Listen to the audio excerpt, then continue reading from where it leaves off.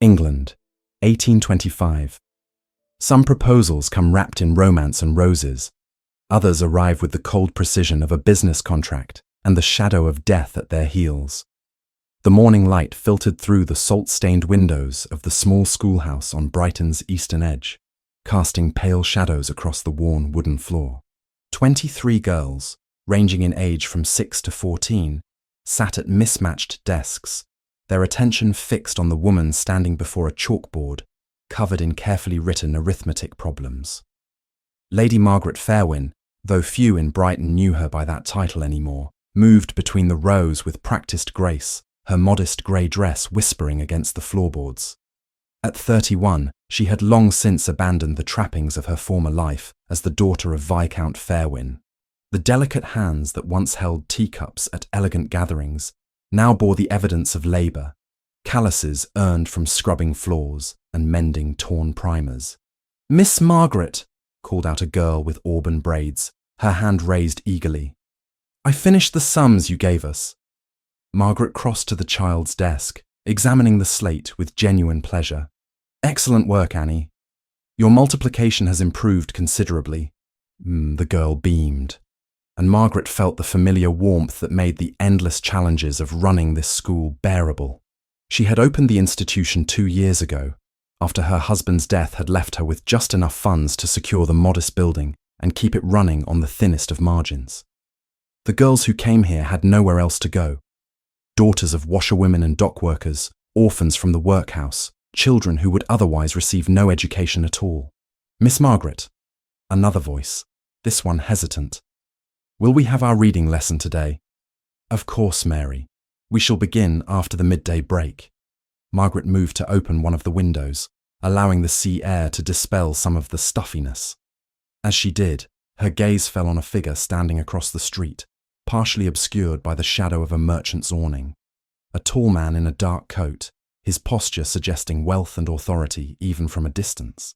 He appeared to be watching the schoolhouse with deliberate intensity. It was the 3rd day she had noticed him there. Margaret let the curtain fall back into place, a faint unease stirring in her chest. Brighton attracted all manner of visitors, she reminded herself. The man's presence likely meant nothing, yet something about his stillness, the focused quality of his observation, felt distinctly purposeful. The afternoon passed in the familiar rhythm of lessons and small triumphs. Margaret heard reading recitations, settled a dispute over a borrowed pencil, and mended a torn page in their single copy of Robinson Crusoe. By the time she dismissed the girls at 4 o'clock, she had nearly forgotten the watching stranger. "Miss Margaret." Annie lingered by the door, her expression troubled. "There's a gentleman asking for you. He's waiting outside." Margaret's pulse quickened, though she kept her voice calm. "Thank you, Annie. You run along home now." She smoothed her hair, straightened her collar, and stepped out into the cool spring air. The man from across the street now stood directly before the schoolhouse, and in the clear afternoon light, Margaret could see him properly for the first time. He was perhaps 34, with dark hair swept back from a face of sharp, aristocratic angles. His eyes were a striking blue, intelligent and assessing. Everything about him, from his perfectly tailored coat to his confident bearing, spoke of wealth and breeding. "Lady Margaret Fairwyn." His voice was deep, cultured, each word precisely articulated. "I no longer use that title," Margaret replied, meeting his gaze directly. "I am simply Miss Fairwyn now." "And you are?" "Christopher Lennox, Duke of Windmere." He offered a slight bow. "I apologize for approaching you so directly, but I have a matter of some urgency to discuss. Might we speak privately?" Margaret hesitated. Every instinct warned her that whatever this man wanted would complicate her carefully maintained existence. Yet curiosity and something in his grave expression made her nod. "Very well. We may speak inside, though I must leave the door open for propriety's sake." They entered the empty schoolhouse, and Margaret gestured to one of the larger chairs near her desk. The Duke sat, but his posture remained formal, almost rigid. Margaret remained standing, her hands folded before her. "Your Grace, I cannot imagine what business you might have with me. My family's circumstances are quite reduced, and I have no connections that would be of interest to someone of your standing. I am aware of your circumstances, Miss Fairwyn. That is, in fact, why I have come." He paused, seeming to choose his words with care. "I shall be direct, as I have little patience for elaborate preambles. 3 months ago, I was diagnosed with a severe condition of the heart. The physicians in London were unanimous in their prognosis.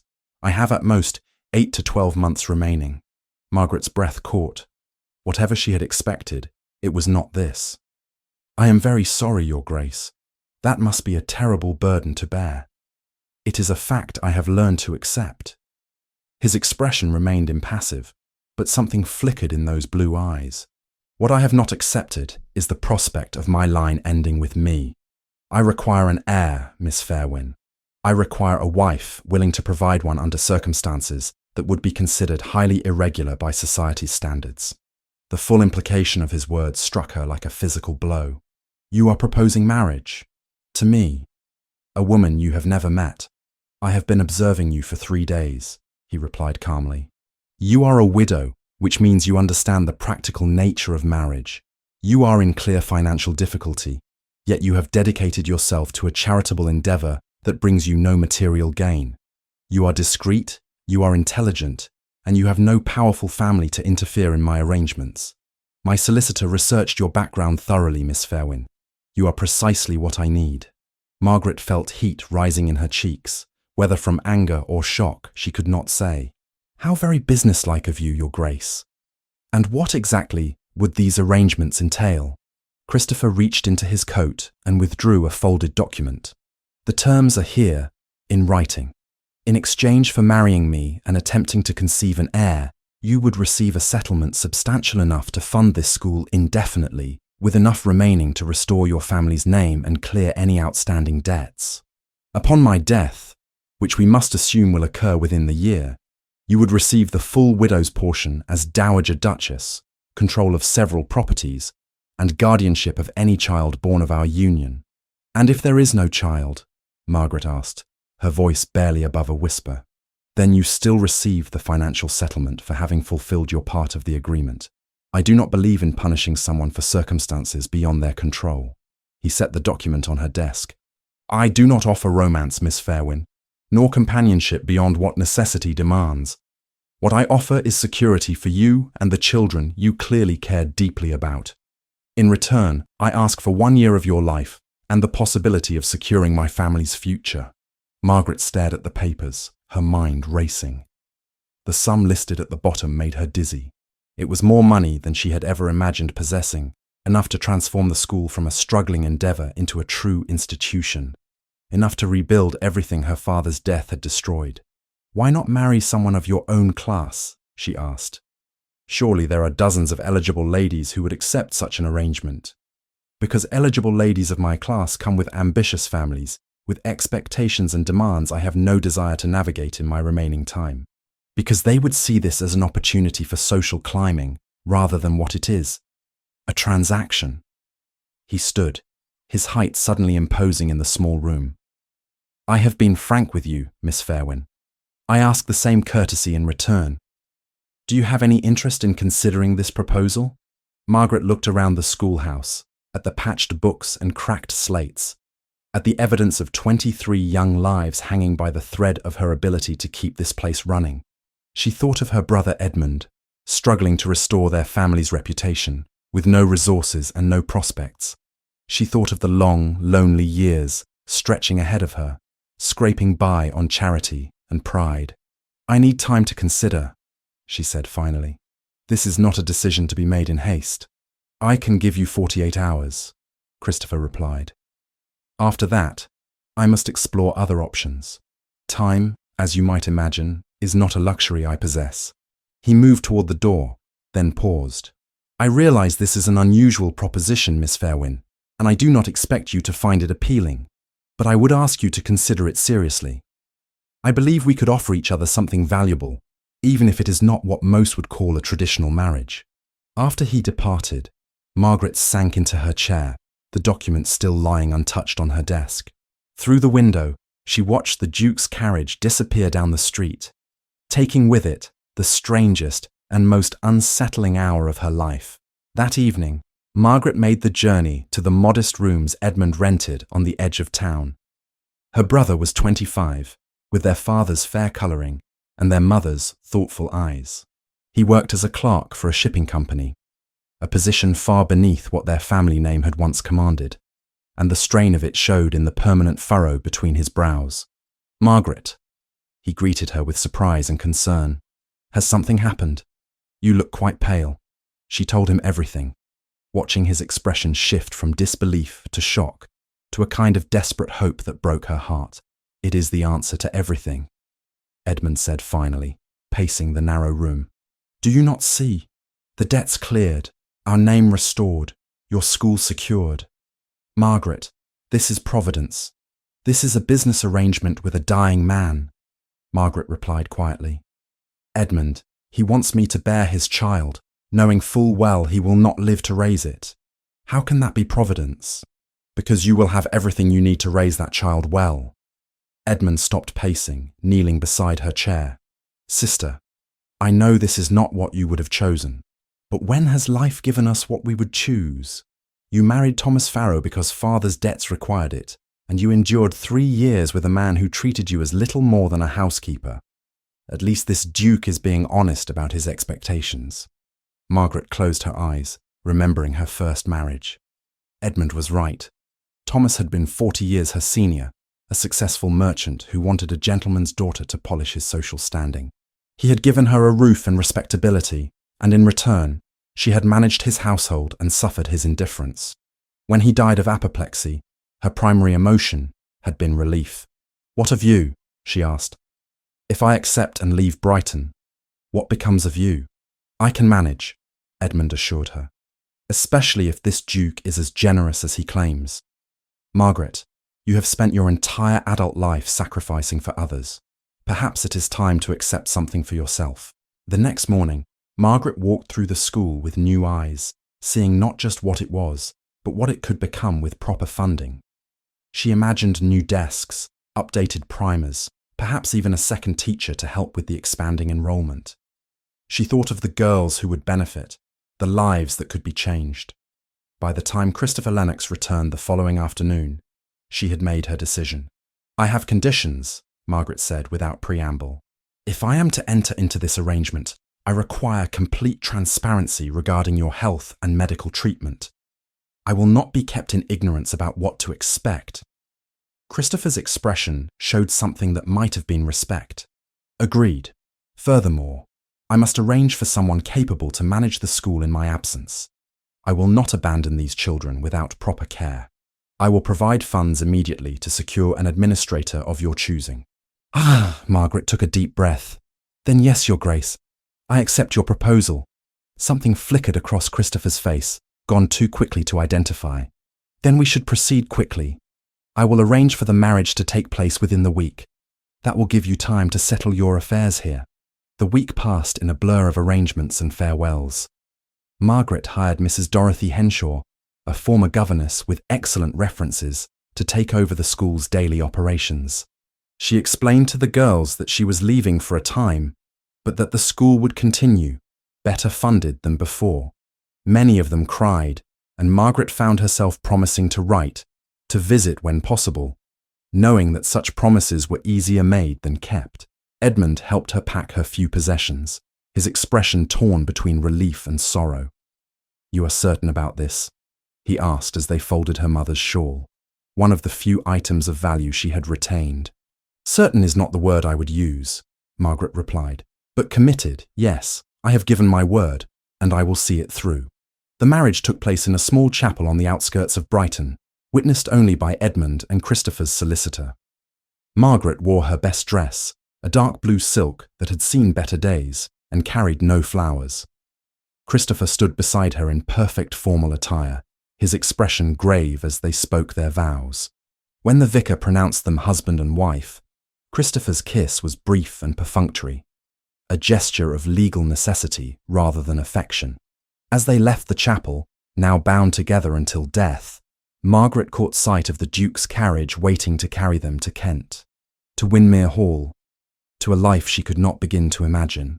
"Are you ready, Duchess?" Christopher asked, offering his hand to help her into the carriage. Margaret looked back once at Brighton, at the school she had built, at the life she was leaving behind. Then she placed her hand in his and stepped forward into the unknown. The journey from Brighton to Kent unfolded in near silence. Margaret sat across from Christopher in the well-appointed carriage, watching the countryside roll past through windows that seemed designed to keep the world at a safe distance. Her husband, she thought, testing the word in her mind. The man opposite her bore that title now, yet he remained a stranger, his attention fixed on papers he had withdrawn from a leather case, his expression betraying nothing of his thoughts. She studied him when his gaze was occupied, noting details she had not observed during their brief acquaintance. The strong line of his jaw, the slight silver beginning to thread through his dark hair at the temples, the careful way he held himself, as though conserving energy. He was handsome, she acknowledged, in the austere manner of marble statuary, cold, perfect, remote. After nearly 2 hours, Christopher folded his papers and met her gaze directly. "You are very quiet, Duchess. I hope the journey is not too uncomfortable." The title startled her. "I am simply observing, Your Grace. This is all rather new to me." "Christopher." His voice was firm. "If we are to live as husband and wife, however briefly, we should dispense with excessive formality in private. You may call me by my given name." Margaret nodded slowly. "Then you must call me Margaret. Though I confess it feels strange to be so familiar with someone I barely know. We will remedy that in time." He returned his attention to the window. "Windmere Hall is approximately an hour further. The staff are minimal but loyal. I dismissed most of the household when I received my diagnosis, keeping only those necessary for basic operations. I saw no need for the usual spectacle of a ducal residence when I expected to have so little use for it." The practicality of his statement struck her as both sensible and profoundly sad. "You have truly prepared for your own death with remarkable thoroughness." "What choice do I have?" Christopher replied. "To rage against the inevitable serves no purpose. I prefer to arrange matters while I still possess the clarity to do so." Windmere Hall materialized through the late afternoon mist, like something from a Gothic tale. The house was indeed grand, 3 stories of grey stone with tall windows that caught the fading light, surrounded by grounds that showed signs of neglect. Ivy climbed the eastern wall unchecked, and the gardens, though not entirely wild, lacked the manicured precision one would expect of a ducal estate. A butler of perhaps 60 years greeted them at the entrance, his weathered face carefully neutral as he observed the new Duchess. "Your Grace, welcome home. And Your Grace," he added, bowing to Margaret. "I am Wilson. The household stands ready to serve." "Thank you, Wilson." Christopher handed over his coat and gloves. "Please show the Duchess to the rooms adjoining mine. Her belongings should be unpacked and the spaces made comfortable." Margaret followed a young maid up the grand staircase, trying not to let her awe show too plainly. The house was beautiful despite its air of disuse, with high ceilings adorned with plasterwork and paintings that spoke of generations of wealth and taste. Her rooms, when the maid opened the doors, took her breath away. The bedroom was spacious and elegantly furnished, with windows overlooking what had once been a formal rose garden. An adjoining sitting room offered a writing desk, comfortable chairs, and shelves waiting to be filled with books. "Will Your Grace require anything else?" the maid asked, her accent marking her as local rather than London-trained. "What is your name?" Margaret asked gently. "Sarah, Your Grace." "Thank you, Sarah. I believe I can manage for now. Perhaps you might show me where the kitchens are later. I should like to understand the household arrangements." The girl's eyes widened slightly. "Of course, Your Grace. Whenever you wish." After Sarah departed, Margaret explored her new domain, opening wardrobes and examining the furnishings. A door on the far wall caught her attention. She tried the handle and found it unlocked, opening into a masculine bedroom that was clearly Christopher's. The connecting door, the reality of what her acceptance had truly meant, settled over her like a weight. That evening, dinner was served in a formal dining room far too large for 2 people. Margaret wore her second-best dress, painfully aware of how modest it appeared in these surroundings. Christopher had changed into evening attire, and the candlelight softened his severe features slightly. The food was excellent, prepared by a cook who clearly understood her craft despite the reduced household. Margaret ate sparingly, her stomach tight with nervous tension about what would come after the meal concluded. "You have been managing your school for 2 years," Christopher said, breaking the silence. "What prompted you to undertake such a venture?" Margaret set down her fork. "After my husband died, I found myself with a small sum and no particular prospects. I had seen so many girls in Brighton with no opportunity for education, no hope of improving their circumstances. It seemed a way to make use of what little I had been given, a practical application of limited resources." Christopher's tone suggested approval. "Admirable. And you, Christopher, what occupied your time before your diagnosis?" "Business primarily. The Lennox holdings are extensive, requiring constant attention. I also have interests in shipping and textile manufacturing." His expression tightened slightly. "My father was content to live off rents and invest nothing. When I inherited, the estates were profitable but stagnant. I changed that."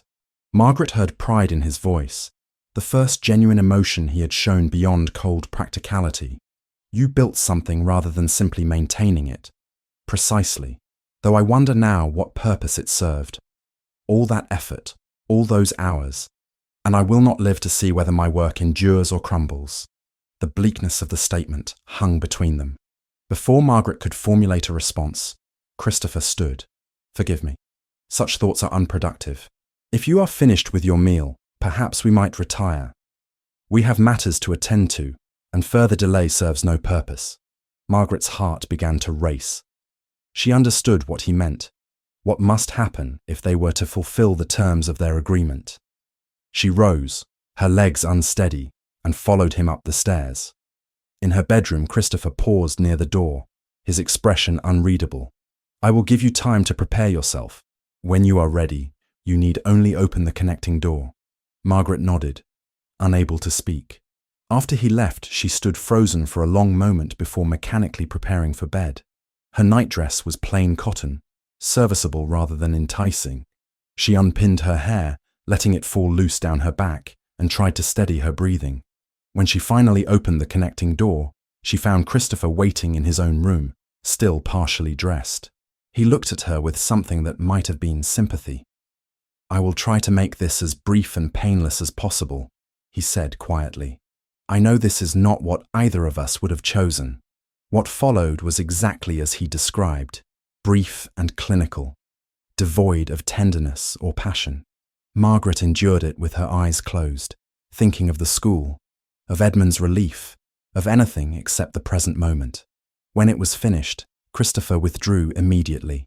"I will leave you to rest," he said, already moving toward the connecting door. "If you need anything, you have only to ring for Sarah." Alone again, Margaret lay in the darkness, her body tense and her mind spinning. This was her life now, she reminded herself.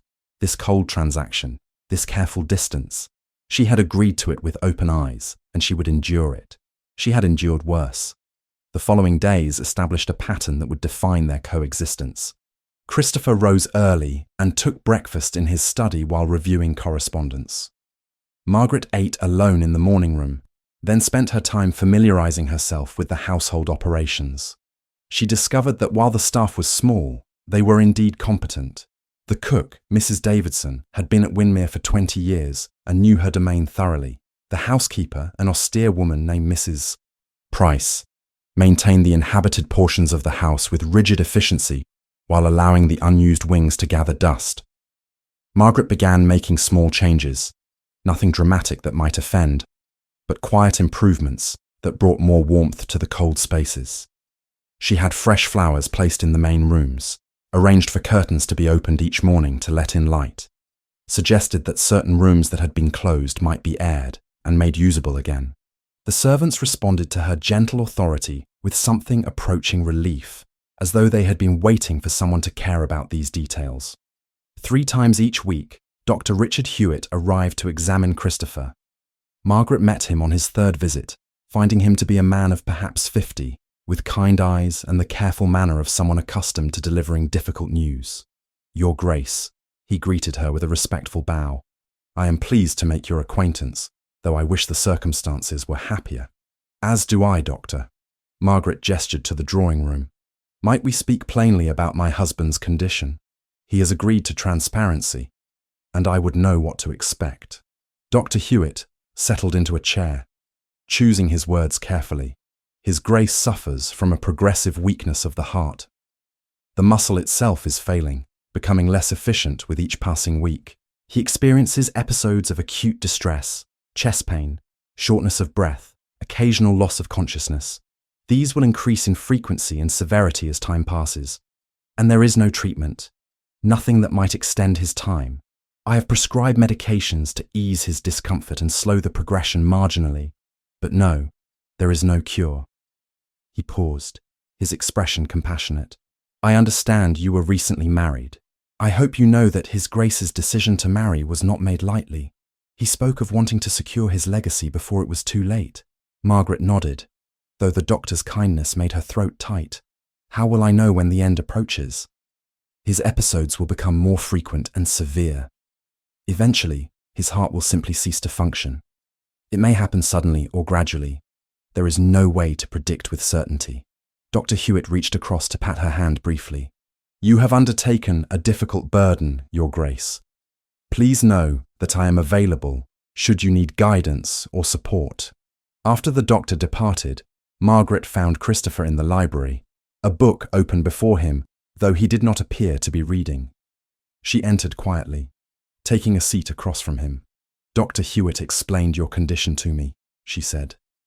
"I wanted you to know that I understand what we are facing." Christopher closed the book. "And does understanding make you regret your decision?" Margaret considered the question honestly. "I regret the circumstances that brought us here. But no, I do not regret the decision itself. I made an agreement, Christopher, and I intend to honor it." Something in his expression softened slightly. "You are more forthright than most women of my acquaintance would be in such a situation. I have found that honesty, while not always comfortable, prevents misunderstandings." Their exchange was interrupted by Wilson announcing a visitor. "Lady Victoria Lennox, Your Grace." The woman who swept into the library moments later was striking, with dark hair styled in the latest fashion and a bearing that announced her aristocratic origins. She was perhaps 28, with her brother's blue eyes and a sharper, more animated version of his features. Those eyes fixed on Margaret with unconcealed hostility. "So this is the new Duchess," Victoria said, her tone dripping with disdain. "How very economical of you, Christopher. I had heard you married, but I confess I expected someone more substantial." "Victoria." Christopher's voice carried a warning. "Margaret is my wife and entitled to your respect." "Respect?" Victoria laughed, a brittle sound. "Forgive me if I find it difficult to respect a woman who marries a dying man for his fortune. How long did you wait after his diagnosis before accepting Miss Fairwyn? Or should I say, Your Grace?" Margaret rose, keeping her voice level despite the anger rising in her chest. "I understand your concern for your brother, Lady Victoria. If our situations were reversed, I would likely question my motives as well. But I will not defend myself to you or anyone else. Christopher and I have an understanding that satisfies us both. That is all you need to know." Victoria's eyes narrowed, but something in Margaret's calm directness seemed to give her pause. The hostility did not disappear, but it tempered slightly into wary assessment. Christopher stood, moving to stand beside Margaret in a gesture that felt almost protective. "Victoria, Margaret has shown nothing but dignity since our marriage. I will thank you to extend her the courtesy due her position, regardless of your personal opinions." The 3-day visit that followed was tense, but not entirely unpleasant. Victoria watched Margaret constantly, clearly looking for signs of avarice or pretension. What she found instead seemed to confuse her. Margaret made no demands, claimed no special privileges, and spent her time quietly managing the household with competent efficiency. When Victoria came upon her mending a torn curtain herself, rather than delegating it to a servant, her skepticism visibly wavered. On the final evening of her visit, Victoria found Margaret in the garden attempting to restore some order to an overgrown bed of herbs. "You actually work," Victoria observed, her tone less sharp than before. Most women in your position would consider such tasks beneath them. Margaret sat back on her heels, brushing dirt from her hands. I managed my own household for years after my husband died, Lady Victoria. I find idle hands make for restless thoughts. Victoria studied her for a long moment. I owe you an apology for my reception. I was prepared to despise you, assuming you were taking advantage of my brother's situation. And now? Margaret asked quietly. Now I am not certain what to think. You are not what I expected. Victoria paused, then added with visible difficulty. Christopher seems steadier with you here, less isolated. Perhaps that is worth something. It was not forgiveness, but it was a beginning. When Victoria departed the following morning, she embraced her brother with visible emotion and gave Margaret a nod that held a hint of grudging respect. The letters from Brighton arrived weekly, detailed reports from Mrs. Henshaw about the school's operations. Margaret read them eagerly, relieved to know the girls were thriving under the new administrator's care. She wrote back with suggestions and encouragement, maintaining her connection to the work that had given her purpose for so long. Edmund's letters came less frequently, but were equally welcome. He reported that the first installments of Christopher's promised funds had arrived and that creditors were being systematically paid. The Fairwyn name, he wrote with obvious relief, was beginning to recover its standing. 3 weeks into her marriage, as Margaret sat at dinner with Christopher, she noticed him wince slightly, his hand moving to his chest. The gesture was subtle, quickly suppressed, but unmistakable. "Christopher?" she began. "It is nothing," he replied, but his voice was tight, merely a moment of discomfort. "It will pass." It did not pass. 5 minutes later, as they moved to the drawing room, Christopher's face went pale, and he stumbled. Margaret rushed to his side, catching his arm as his knees buckled. "Wilson," she called sharply, "send for Dr. Hewitt immediately." Christopher collapsed into the nearest chair, his breathing laboured, his hand clutching his chest. Margaret knelt beside him, her own heart racing with fear and a surge of protectiveness that surprised her with its intensity. "Try to breathe slowly," she said, keeping her voice calm despite her terror. "The doctor is coming. You will be all right." Christopher looked at her, and for the first time since they had met, she saw genuine fear in his eyes. "Margaret," he said, his voice barely a whisper, "I apologize for this. I had hoped to spare you such scenes." "Hush," she replied, taking his hand. "Save your strength." Dr. Hewitt arrived within the hour and administered medications that gradually eased Christopher's distress. When the crisis had passed and Christopher was settled in his bed, the doctor drew Margaret aside. "This was a severe episode," he said quietly. "More severe than any he has experienced previously. They will come more frequently now." That night, Margaret sat in the chair beside Christopher's bed, watching him sleep fitfully. She had expected to feel clinical detachment, to view his suffering as simply part of the arrangement they had made. Instead, she felt something uncomfortably close to genuine concern. When Christopher's eyes opened near midnight, he found her still there. "You should be resting," he said weakly.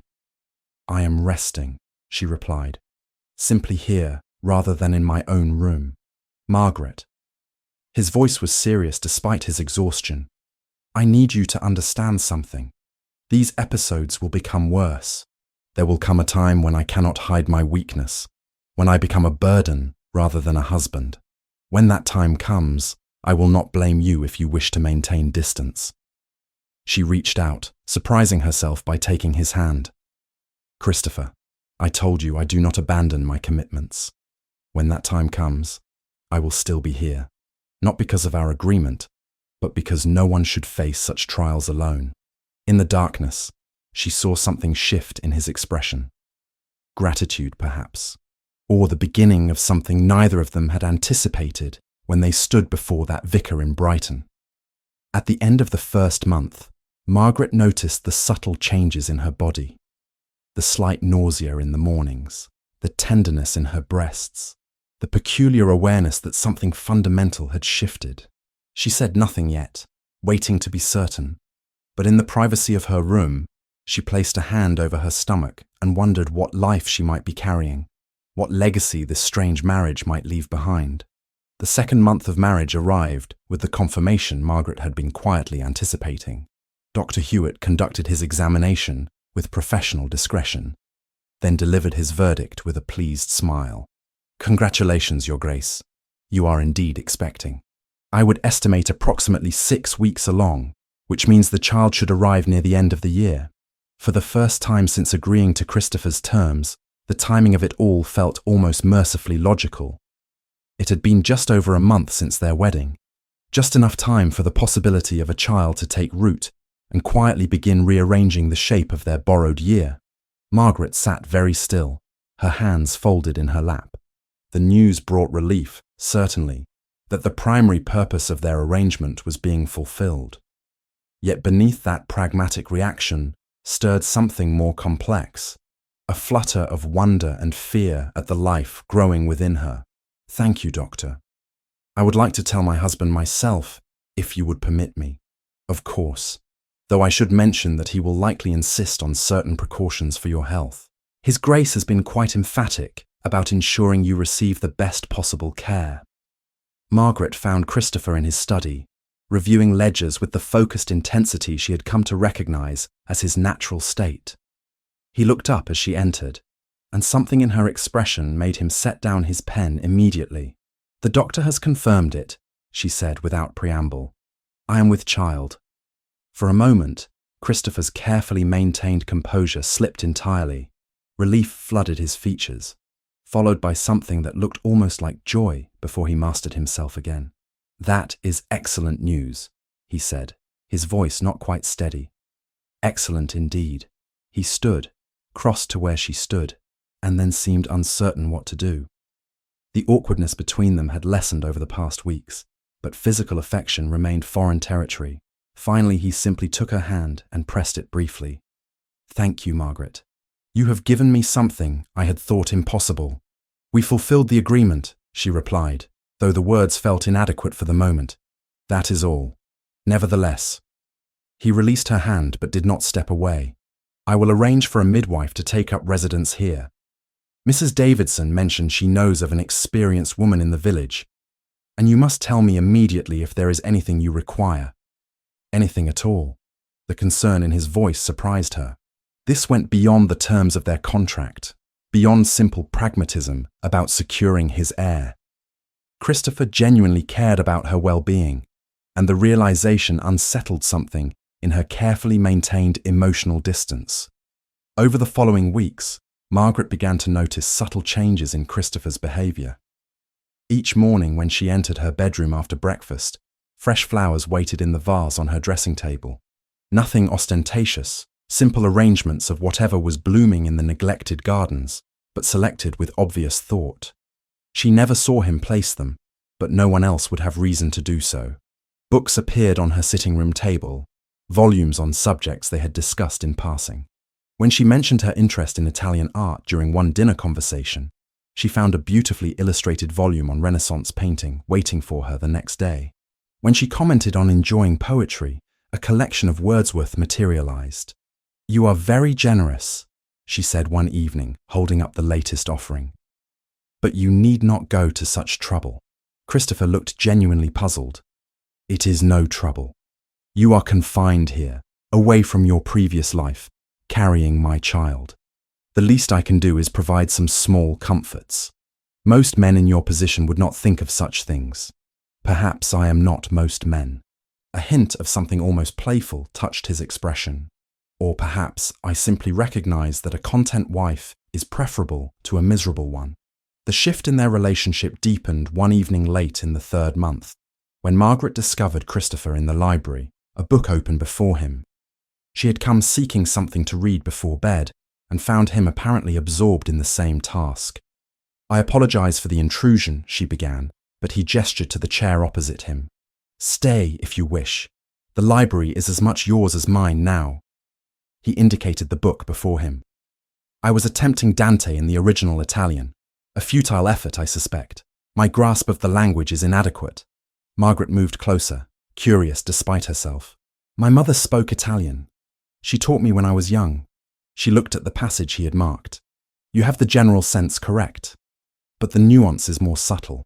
Here, where he speaks of love, it is not merely affection, but a divine force that moves the stars. Christopher studied her with new interest. You read Italian, truly?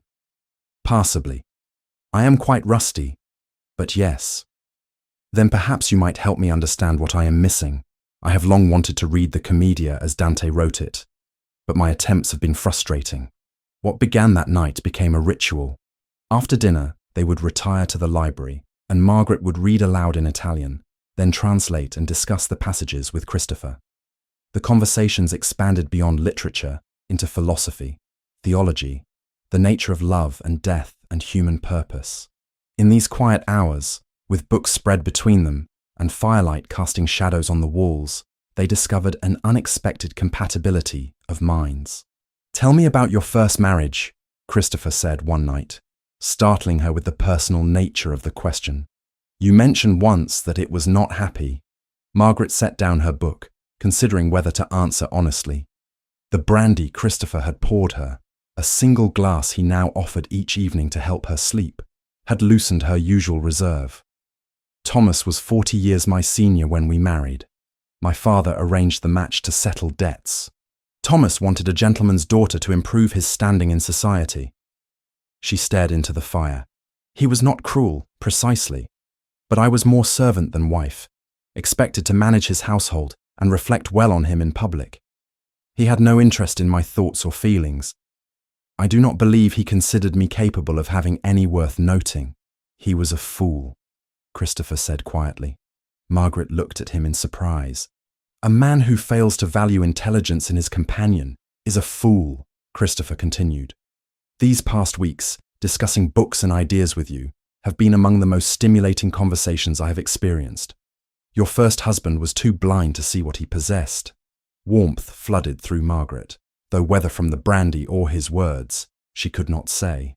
"And you, Christopher, you mentioned you never intended to marry. Why was that?" He was silent for so long she thought he might not answer. Then he said, "Because I saw no point to it. Marriage, in my experience, was either a mercenary arrangement or a romantic delusion destined to end in disappointment. I preferred to focus on things I could control. My businesses, my estates, measurable achievements that would outlast me." He gave a bitter laugh. "Though that illusion has been rather thoroughly shattered." "You have built something substantial," Margaret observed. "Your steward speaks of the improvements you have made, the innovations in farming techniques, the care you have taken to ensure your tenants prosper. That is not nothing, Christopher. It will be nothing if there is no one to continue the work. Everything I have built will pass to a distant cousin who cares nothing for these estates, who will likely sell them off piecemeal." He met her eyes. "That is why this child matters so much, Margaret. Not simply for the sake of my line, but because I need to know that something will endure, that all those years of work will have meaning beyond my own existence." Margaret understood then the desperation beneath his careful control, the fear of oblivion that drove him. She reached across the small table between them and placed her hand over his. "Your child will know what you built," she said softly. "I will make certain of it." A letter arrived from Brighton, Mrs. Henshaw's neat handwriting covering several pages. The school was thriving, she reported, but the building had become cramped with increased enrollment. Several families had inquired about sending their daughters, word having spread about the quality of education offered. Mrs. Henshaw wanted guidance on whether to turn students away or seek additional space. Margaret brought the letter to Christopher during his afternoon rest, which Dr. Hewitt now insisted upon. He read it carefully, then looked at her with raised eyebrows. "What do you wish to do?" "I cannot possibly ask you for more funds," Margaret began, but Christopher waved this away. "That is not what I asked. What do you wish to do?" Margaret allowed herself to imagine it. The building adjacent to the school has been vacant for months. If it could be purchased and converted, we could accommodate perhaps 50 more students. But the cost would be considerable. "Then I shall purchase it." Christopher spoke as though the matter was already settled. "Send word to Mrs. Henshaw to begin making arrangements. I will have my solicitor handle the transaction. Christopher, this is beyond what we agreed." He looked at her with an expression she had never seen before, something almost tender. Margaret, you have given me hope for a future I thought lost. You carry my heir, yes. But more than that, you have brought life to this tomb of a house. You have given me evenings of genuine pleasure, conversations that make me forget for hours at a time that I am dying. His voice dropped. Allow me this. Allow me to do something that brings you joy. Tears pricked at Margaret's eyes. Thank you, she whispered. This means more than you know. Victoria's return visit came at the end of the 3rd month. This time, her manner was markedly different from her first arrival. She embraced Margaret with what seemed genuine warmth and examined her with knowing eyes. You are with child, Victoria said, not making it a question. I can see it in your face. Christopher must be overjoyed. He is pleased, Margaret confirmed, accepting the tea Victoria poured. As am I. Victoria studied her over the rim of her cup. You surprise me, Margaret. May I call you Margaret?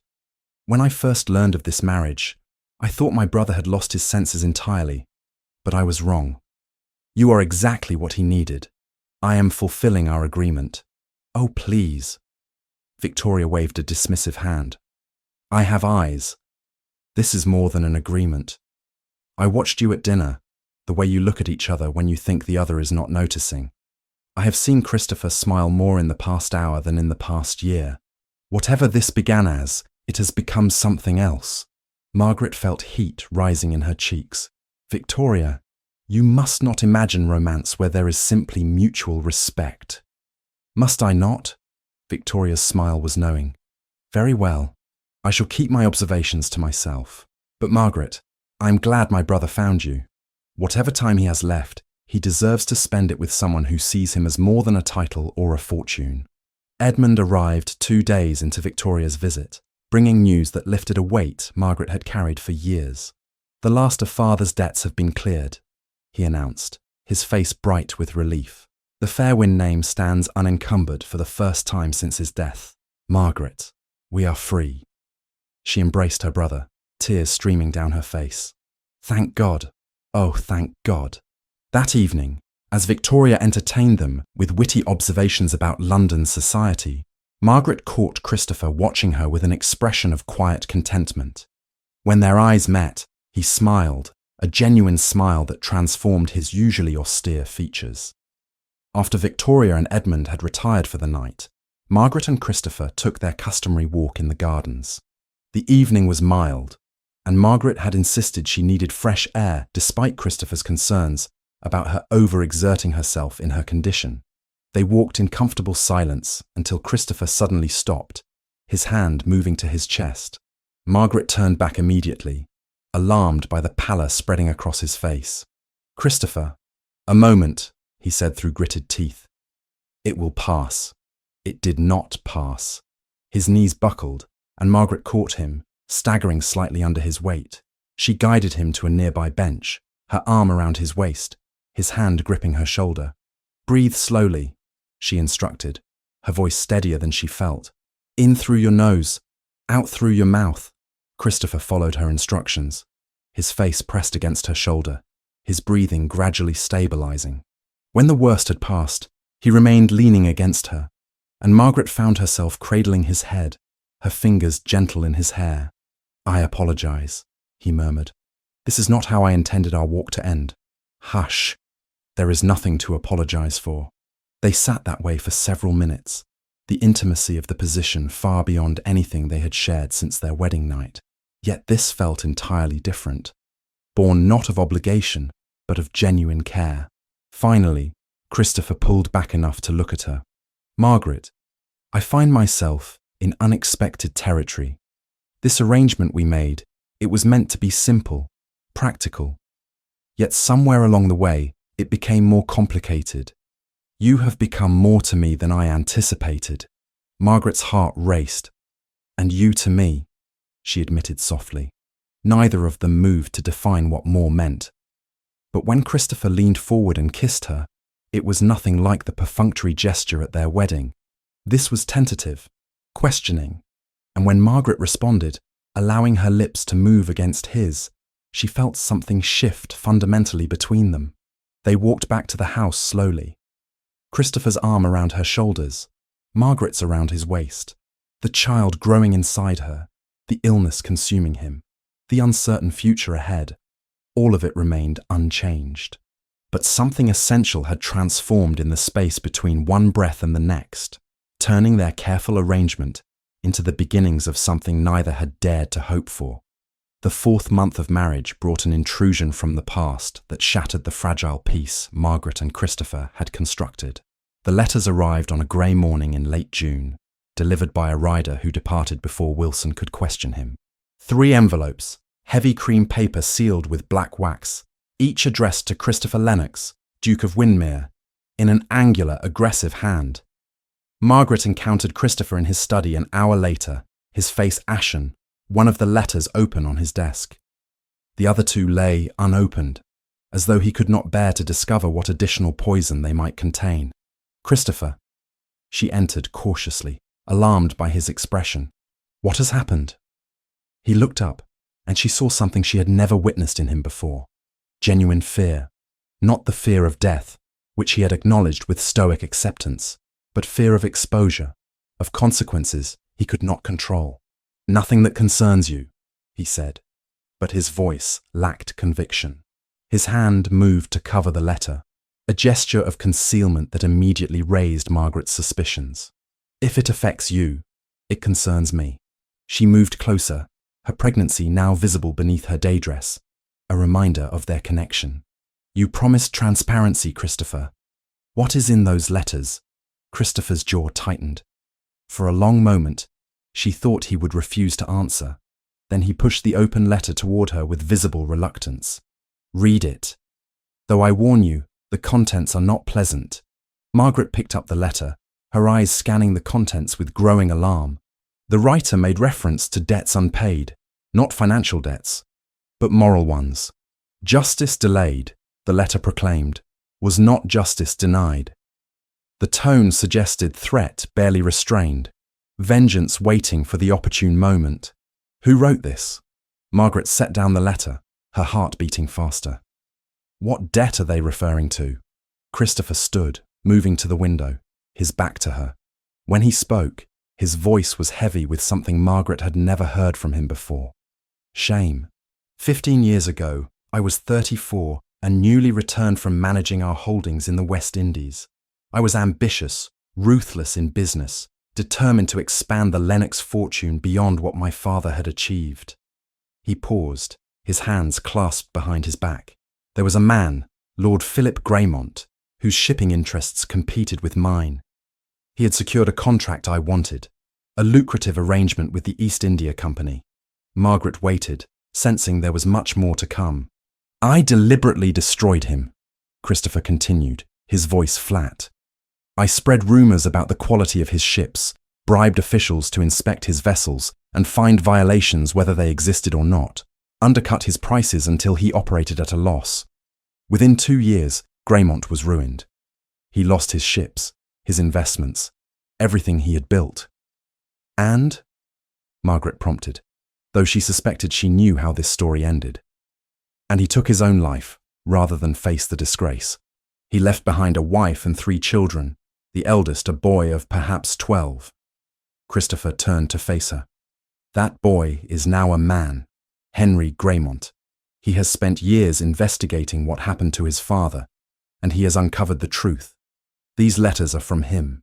Margaret absorbed this information, trying to reconcile the man who had shown her such unexpected kindness with someone capable of such calculated cruelty. What does he want? Acknowledgement of what I did. Reparations. Perhaps revenge. Christopher returned to his desk, opening the second letter. His expression darkened further as he read. He also suggests that he has consulted with solicitors about challenging my heir's legitimacy, claiming that a marriage contracted in desperate circumstances might be contested. The implications struck Margaret like a physical blow. He would challenge our child's right to inherit. He would try. Whether he could succeed is uncertain, but the attempt alone would create scandal and legal complications. Christopher's voice was bitter. That is part of why I married so urgently, Margaret. Not merely to have an heir, but to have one whose claim was legally unassailable before men like Greymont could move against me. Margaret felt the ground shifting beneath her feet. So your proposal was not simply about your diagnosis. The diagnosis made it urgent, yes, but securing my succession against potential challengers was always part of my consideration. He met her eyes. I should have told you this from the beginning. I intended to, but I convinced myself it was irrelevant, that Greymont would not act until after my death. I was wrong.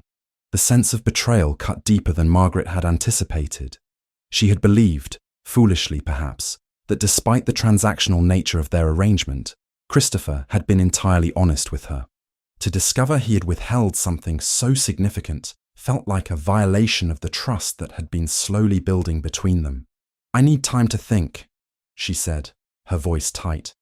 "Please excuse me." She left before he could respond, retreating to her rooms where she could process this revelation in private. The child moved within her, a flutter of life that reminded her of the stakes involved. Whatever anger she felt, whatever sense of manipulation, this child's future was now entangled with Christopher's past sins. That evening, Margaret took dinner in her rooms, pleading fatigue, though in truth, she simply could not face Christopher across the table. She heard him pass her door several times, his footsteps pausing as though he might knock, then continuing on. Around midnight, she finally drifted into troubled sleep. She woke to the sound of breaking glass and a heavy thud from Christopher's room. For a moment, she lay frozen, trying to orient herself. Then she heard a groan of pain, and instinct overrode her anger. She grabbed her dressing gown and rushed through the connecting door. Christopher lay on the floor beside his bed, his face contorted in agony, one hand clutching his chest. The lamp from his bedside table had fallen and shattered, oil spreading across the floorboards. His breathing came in harsh, laboured gasps. "Christopher!" Margaret dropped to her knees beside him, heedless of the broken glass. "Wilson! Someone! Help!" She tried to remember what Dr. Hewitt had done during the previous episode. She loosened Christopher's nightshirt, helped him shift into a more upright position against the side of the bed. His hand found hers and gripped it with desperate strength. "Cannot breathe," he managed. "Margaret, Hush, save your strength. The doctor is coming." Wilson arrived within moments, followed by servants bearing lights and water. Someone was dispatched at a run to fetch Dr. Hewitt. Margaret remained on the floor beside Christopher, one hand holding his, the other stroking his hair back from his sweat-dampened forehead. "I am sorry," Christopher gasped. "Should have told you everything. Forgive me." "Be quiet," Margaret commanded, though her voice shook. "You can apologize when you are well." Tonight, Hewitt arrived with remarkable speed, still pulling on his coat. He administered laudanum and other medications, his expression grave as he worked. Gradually, Christopher's breathing eased, the terrible grip on his chest loosening enough that some colour returned to his face. Once Christopher was settled in bed, sleeping under the influence of the laudanum, Dr. Hewitt drew Margaret aside. His expression was sombre. "Your Grace, I must be frank with you. This episode was significantly more severe than any previous occurrence. The progression of his condition is accelerating. I would estimate at most 5 to 6 months remaining. Perhaps less if he continues to experience stress of this magnitude." Margaret felt the world tilt. She had known, intellectually, that Christopher was dying. But hearing such a specific, limited time frame made it suddenly horribly real. "What can I do?" she asked. "Keep him calm, ensure he rests. Avoid situations that cause him emotional distress." The doctor's gaze was sympathetic. "I understand there have been complications beyond the medical. Whatever can be resolved between you, I would encourage you to do so quickly. Time is now a more precious commodity than ever." After the doctor departed, Margaret returned to Christopher's bedside. She sat in the chair Wilson had provided, watching her husband sleep fitfully. The anger she had felt earlier seemed petty now, overwhelmed by the reality of his mortality.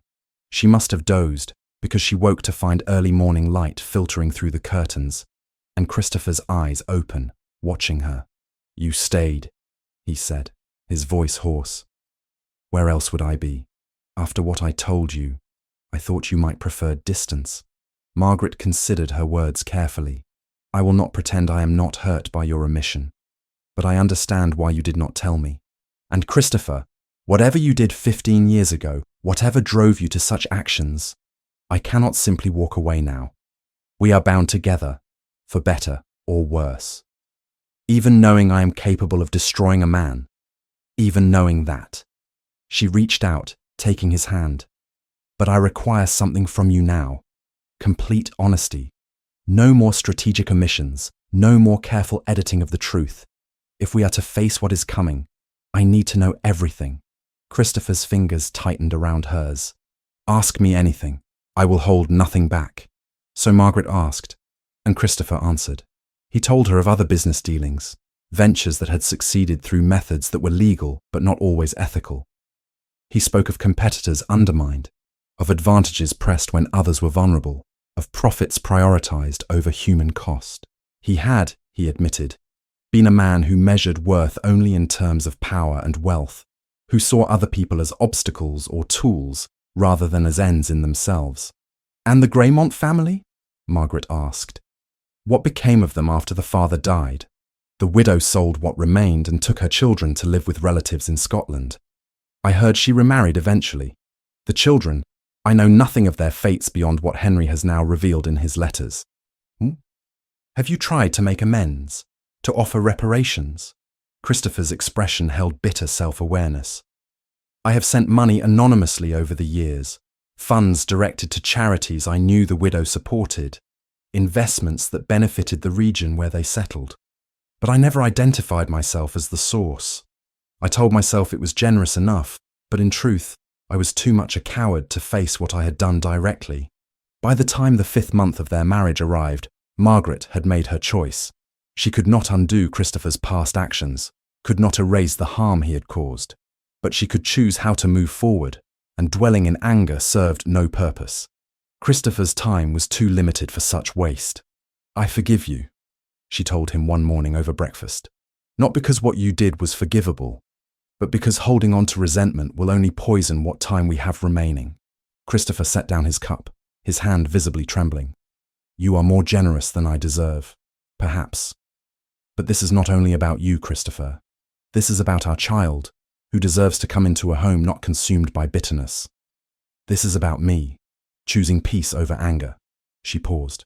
But my forgiveness comes with a condition. You must stop hiding. No more anonymous reparations. If Henry Greymont wants acknowledgement, give it to him. Face what you have done. And if he uses that acknowledgement to destroy what we have built, then we face that together. But secrets have done enough damage. From this point forward, we move in sunlight rather than shadow.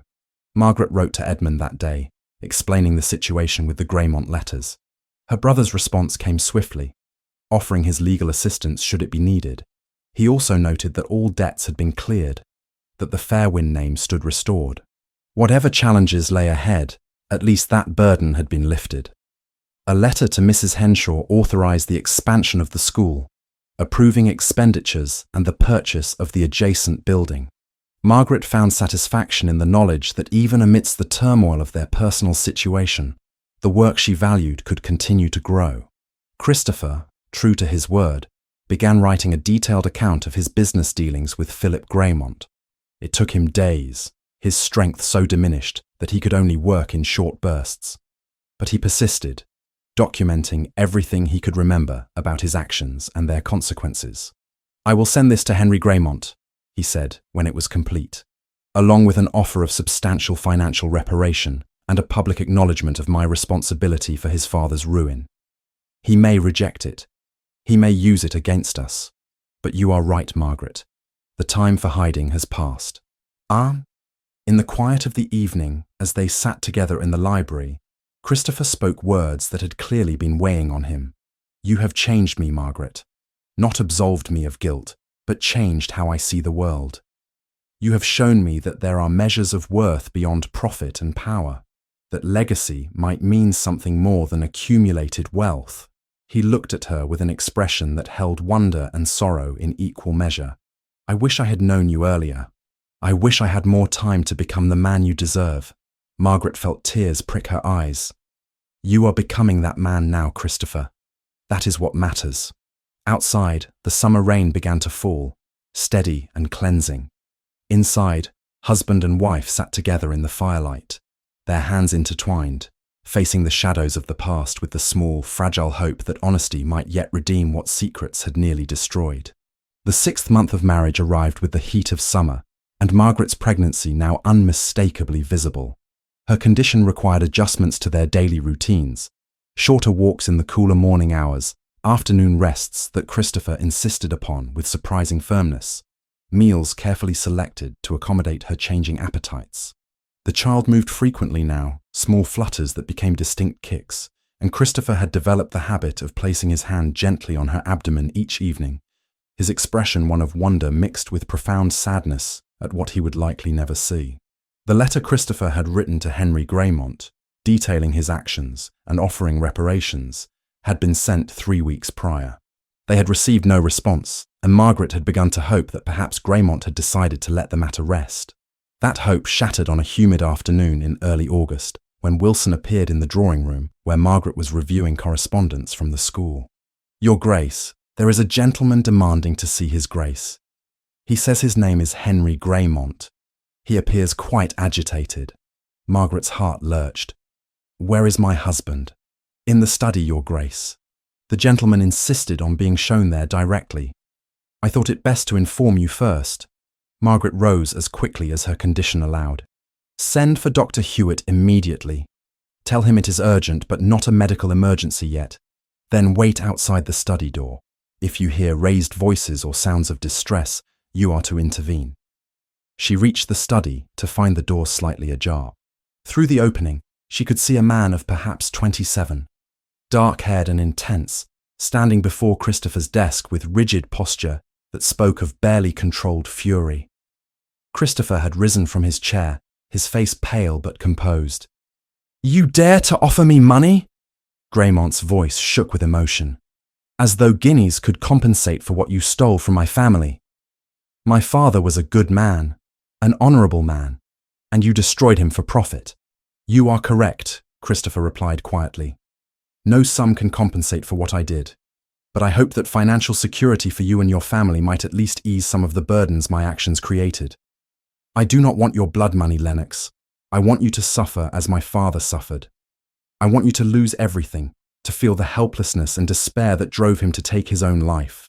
Margaret could see Christopher's hand move subtly to his chest, a gesture she now recognized as a response to stress-induced pain. If this confrontation continued to escalate, he would suffer another cardiac episode, possibly a fatal one. She pushed open the door and entered. "Mr. Graymont," she said, her voice calm but carrying clear authority. "I am Margaret Lennox, Duchess of Windmere. I would ask you to moderate your tone in my home." Graymont turned, and for a moment, surprise displaced the anger in his expression. His eyes dropped to her visible pregnancy, and something in his face shifted. "Your Grace," he said stiffly, "I apologize for the intrusion, but I have business with your husband that cannot wait. Then conduct that business in a civilized manner. Shouting accomplishes nothing except to disturb the household." Margaret moved to stand beside Christopher, a deliberate positioning that made her allegiance clear. "My husband has acknowledged his responsibility for your father's death. He has offered reparations. What more do you require?" "Justice," Graymont spat. "Not money, not empty words. Justice for what was stolen from my family." "And what would justice look like?" Margaret asked. "Destroying my husband? Leaving his child fatherless? Would that resurrect your father, Mr. Graymont? Would it undo the harm that was done?" "It would ensure that he pays for his crimes." "He is already paying," Margaret said quietly. "My husband is dying, Mr. Graymont. His heart is failing. The physicians give him months at most. Whatever revenge you seek, time and illness will accomplish it for you." The bluntness of her statement seemed to startle Graymont. His gaze moved to Christopher, and for the first time, he appeared to truly see the man before him, rather than the object of his long-nurtured hatred. Christopher did look unwell, his face drawn, his posture suggesting fatigue that went bone-deep. "Margaret, you need not involve yourself in this," Christopher began, but she cut him off. "I am already involved. This concerns our child's future, which makes it very much my business. She turned back to Graymont. Please, Mr. Graymont, sit down. Let us discuss this as reasonable people rather than as enemies. For a long moment, she thought he would refuse. Then, slowly, Graymont lowered himself into one of the chairs before Christopher's desk. Margaret claimed the other, and Christopher sank back into his own seat with visible relief. Tell me about your father, Margaret said. Not about his death, but about who he was. What do you remember of him? The question clearly caught Graymont off guard. He stared at her, suspicion and confusion warring in his expression.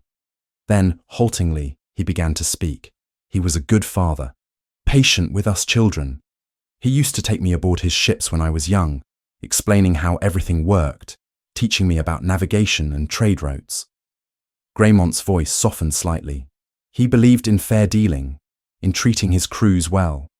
He said a captain who cared for his men would always have their loyalty when it mattered most.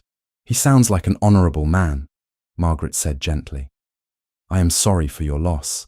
I lost my own father several years ago, though under different circumstances. The absence never truly fades, does it? No, Graymont admitted. It does not. Christopher cleared his throat. Your father was honourable, which makes what I did to him all the more reprehensible.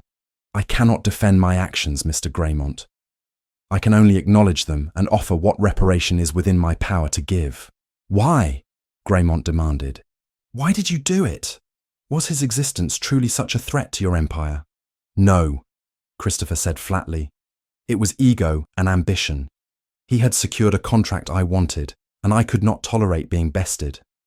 So I ensured he would never best me again. It was calculating cruelty in service of nothing more important than my own pride. The honesty of the admission hung in the air. Graymont looked at Christopher for a long moment. At least you do not insult me with excuses.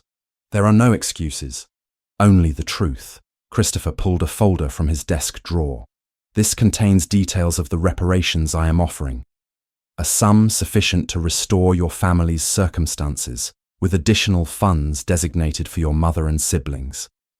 There is also a letter of public acknowledgement of my responsibility for your father's ruin, which you may use as you see fit. Graymont took the folder but did not open it. And if I use this letter to destroy your reputation, to contest your heir's legitimacy? Then you do, Christopher replied. I will not retaliate. I have done enough harm to your family. I will not add to it by fighting you if you choose that path. Margaret placed her hand over her abdomen, where the child was stirring. Mr. Graymont, my husband has behaved dishonourably in the past. But I would ask you to consider what purpose is served by extending that dishonour into the future. This child had no part in what happened to your father. Must an innocent pay for the sins of the parent? Graymont's gaze dropped to her hand. When he spoke, his voice was rough. My younger sister was born 3 months after my father died. She never knew him. She has grown up fatherless because of what your husband did. Then you understand better than most why I plead for my child, Margaret said softly. My husband's time is limited. This child will soon be fatherless as well. Whatever justice you seek, I beg you not to deprive my child of their rightful inheritance. Let the sins of the father end with the father. The silence stretched. Finally, Graymont stood, the folder still in his hand. I need time to consider this. I did not come here expecting to find a dying man and his pregnant wife. I expected a monster, and what I find instead is more complicated. He moved toward the door, then paused. Your Grace, you defend him admirably. I hope he deserves such loyalty.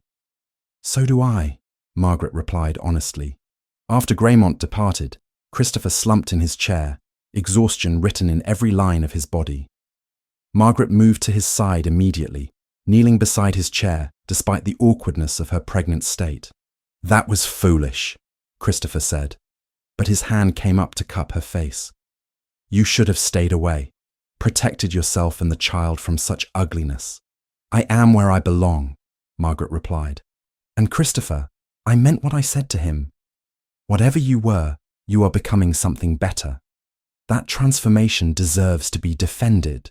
Christopher pulled her closer, pressing his forehead to hers. "I do not deserve you, Margaret. But God help me. I am grateful for you." Then show that gratitude by resting. This confrontation has exhausted you. In the days that followed, Christopher's admission to Greymont seemed to lift a weight he had carried for 15 years. He spoke more freely about his past, about the man he had been, and the man he wished he had become sooner. The transformation Margaret witnessed was profound, as though facing his sins directly had freed something in him that had been locked away. The 7th month of their marriage, Margaret's 6th month of pregnancy, brought a letter from Victoria announcing her intention to return to Windmere for an extended stay. "I cannot bear the thought of you and Christopher facing these final months alone," she wrote. "If you will have me, I should like to be there, to help in whatever way I can. Christopher is my only sibling, and you have become dear to me as well, Margaret. Please let me be of use." She should come, Margaret told Christopher when they discussed the letter. "You will want family near in the time ahead." Christopher's expression was complex. "Victoria and I have never been particularly close. Our mother kept us at a distance, and as adults, we saw each other primarily at obligatory family gatherings. I am not certain she knows me well enough to mourn me genuinely. Then give her the chance to know you now. It is a gift for both of you." Edmund arrived for a visit shortly thereafter, bringing with him a portfolio of legal documents prepared by his employer's solicitors. Christopher reviewed them with careful attention, asking pointed questions that revealed his sharp business acumen had not been dulled by his illness. "These protections are thorough," Christopher acknowledged when they had finished. "Your brother has been very diligent, Margaret." Edmund flushed slightly at the praise. "I want to ensure that my sister and her child are protected, Your Grace. Given the potential challenges from Greymont, it seemed prudent to strengthen every legal protection available." Over dinner that evening, Edmund observed the easy intimacy that had developed between Margaret and Christopher. The way Christopher ensured Margaret had the choicest portions of each dish. The manner in which Margaret anticipated Christopher's needs, adjusting the window when she noticed him overheated, bringing him water before he requested it. The small smiles they exchanged, private communications that excluded everyone else. Later, as Edmund prepared to depart, he drew Margaret aside. "You love him." Margaret did not bother to deny it. "I did not intend to, but yes, I find that I do. And he loves you." "I believe so, though neither of us has spoken the words aloud. Perhaps because giving voice to such feelings makes the loss ahead more unbearable." Edmund embraced his sister. "I am glad you found this, Margaret, even if the time you have is brief. Love, even when it ends in loss, is better than a lifetime of indifference." A letter arrived from Brighton, pages covered in childish handwriting and amateur drawings. Mrs. Henshaw had helped the girls compose a collective message thanking their benefactress for the expansion of the school. They described the new classroom, the additional books, the 2 new teachers who had been hired. Several girls included drawings of Margaret, rendered with more enthusiasm than skill, showing her standing before them in the schoolroom. Margaret read the letter aloud to Christopher that evening, her voice catching on some of the more touching passages. One girl wrote, "Miss Margaret, you taught me that being poor does not mean being stupid. Now I can read anything I want. Thank you for believing we were worth teaching." All. When she finished, Margaret looked up to find Christopher's eyes bright with unshed tears. "This is legacy, Margaret. Not estates or titles, but lives transformed. You have accomplished more with your school than I have with decades of business ventures. Your fortune made it possible," Margaret reminded him. "But your vision and dedication gave it meaning. Our child will inherit wealth, yes, but more importantly, they will inherit the knowledge that wealth can be used to create genuine good in the world. That is the lesson you have taught me." Dr. Hewitt's visits now occurred daily, and his reports grew more concerning. Christopher's medication doses had been increased, but the episodes of chest pain and breathlessness continued to worsen. He tired easily, could no longer manage the stairs without assistance, spent more hours resting than working. Yet, he had begun a new project, writing letters to their unborn child. Each evening, he would spend an hour in his study, composing messages to be opened on future birthdays, sharing wisdom, values, hopes for the life his son or daughter would lead. Margaret discovered him at this task one night, his hand cramped from writing, his expression intent. "What are you telling our child?" she asked softly. Christopher set down his pen. "Tonight's letter is for their 10th birthday. I am trying to explain why integrity matters more than success, why the respect of good people is worth more than the fear of powerful ones." He smiled ruefully. "Lessons I learned far too late to implement in my own life, but perhaps not too late to pass along." "They will treasure these letters," Margaret assured him, "and they will know their father through your words."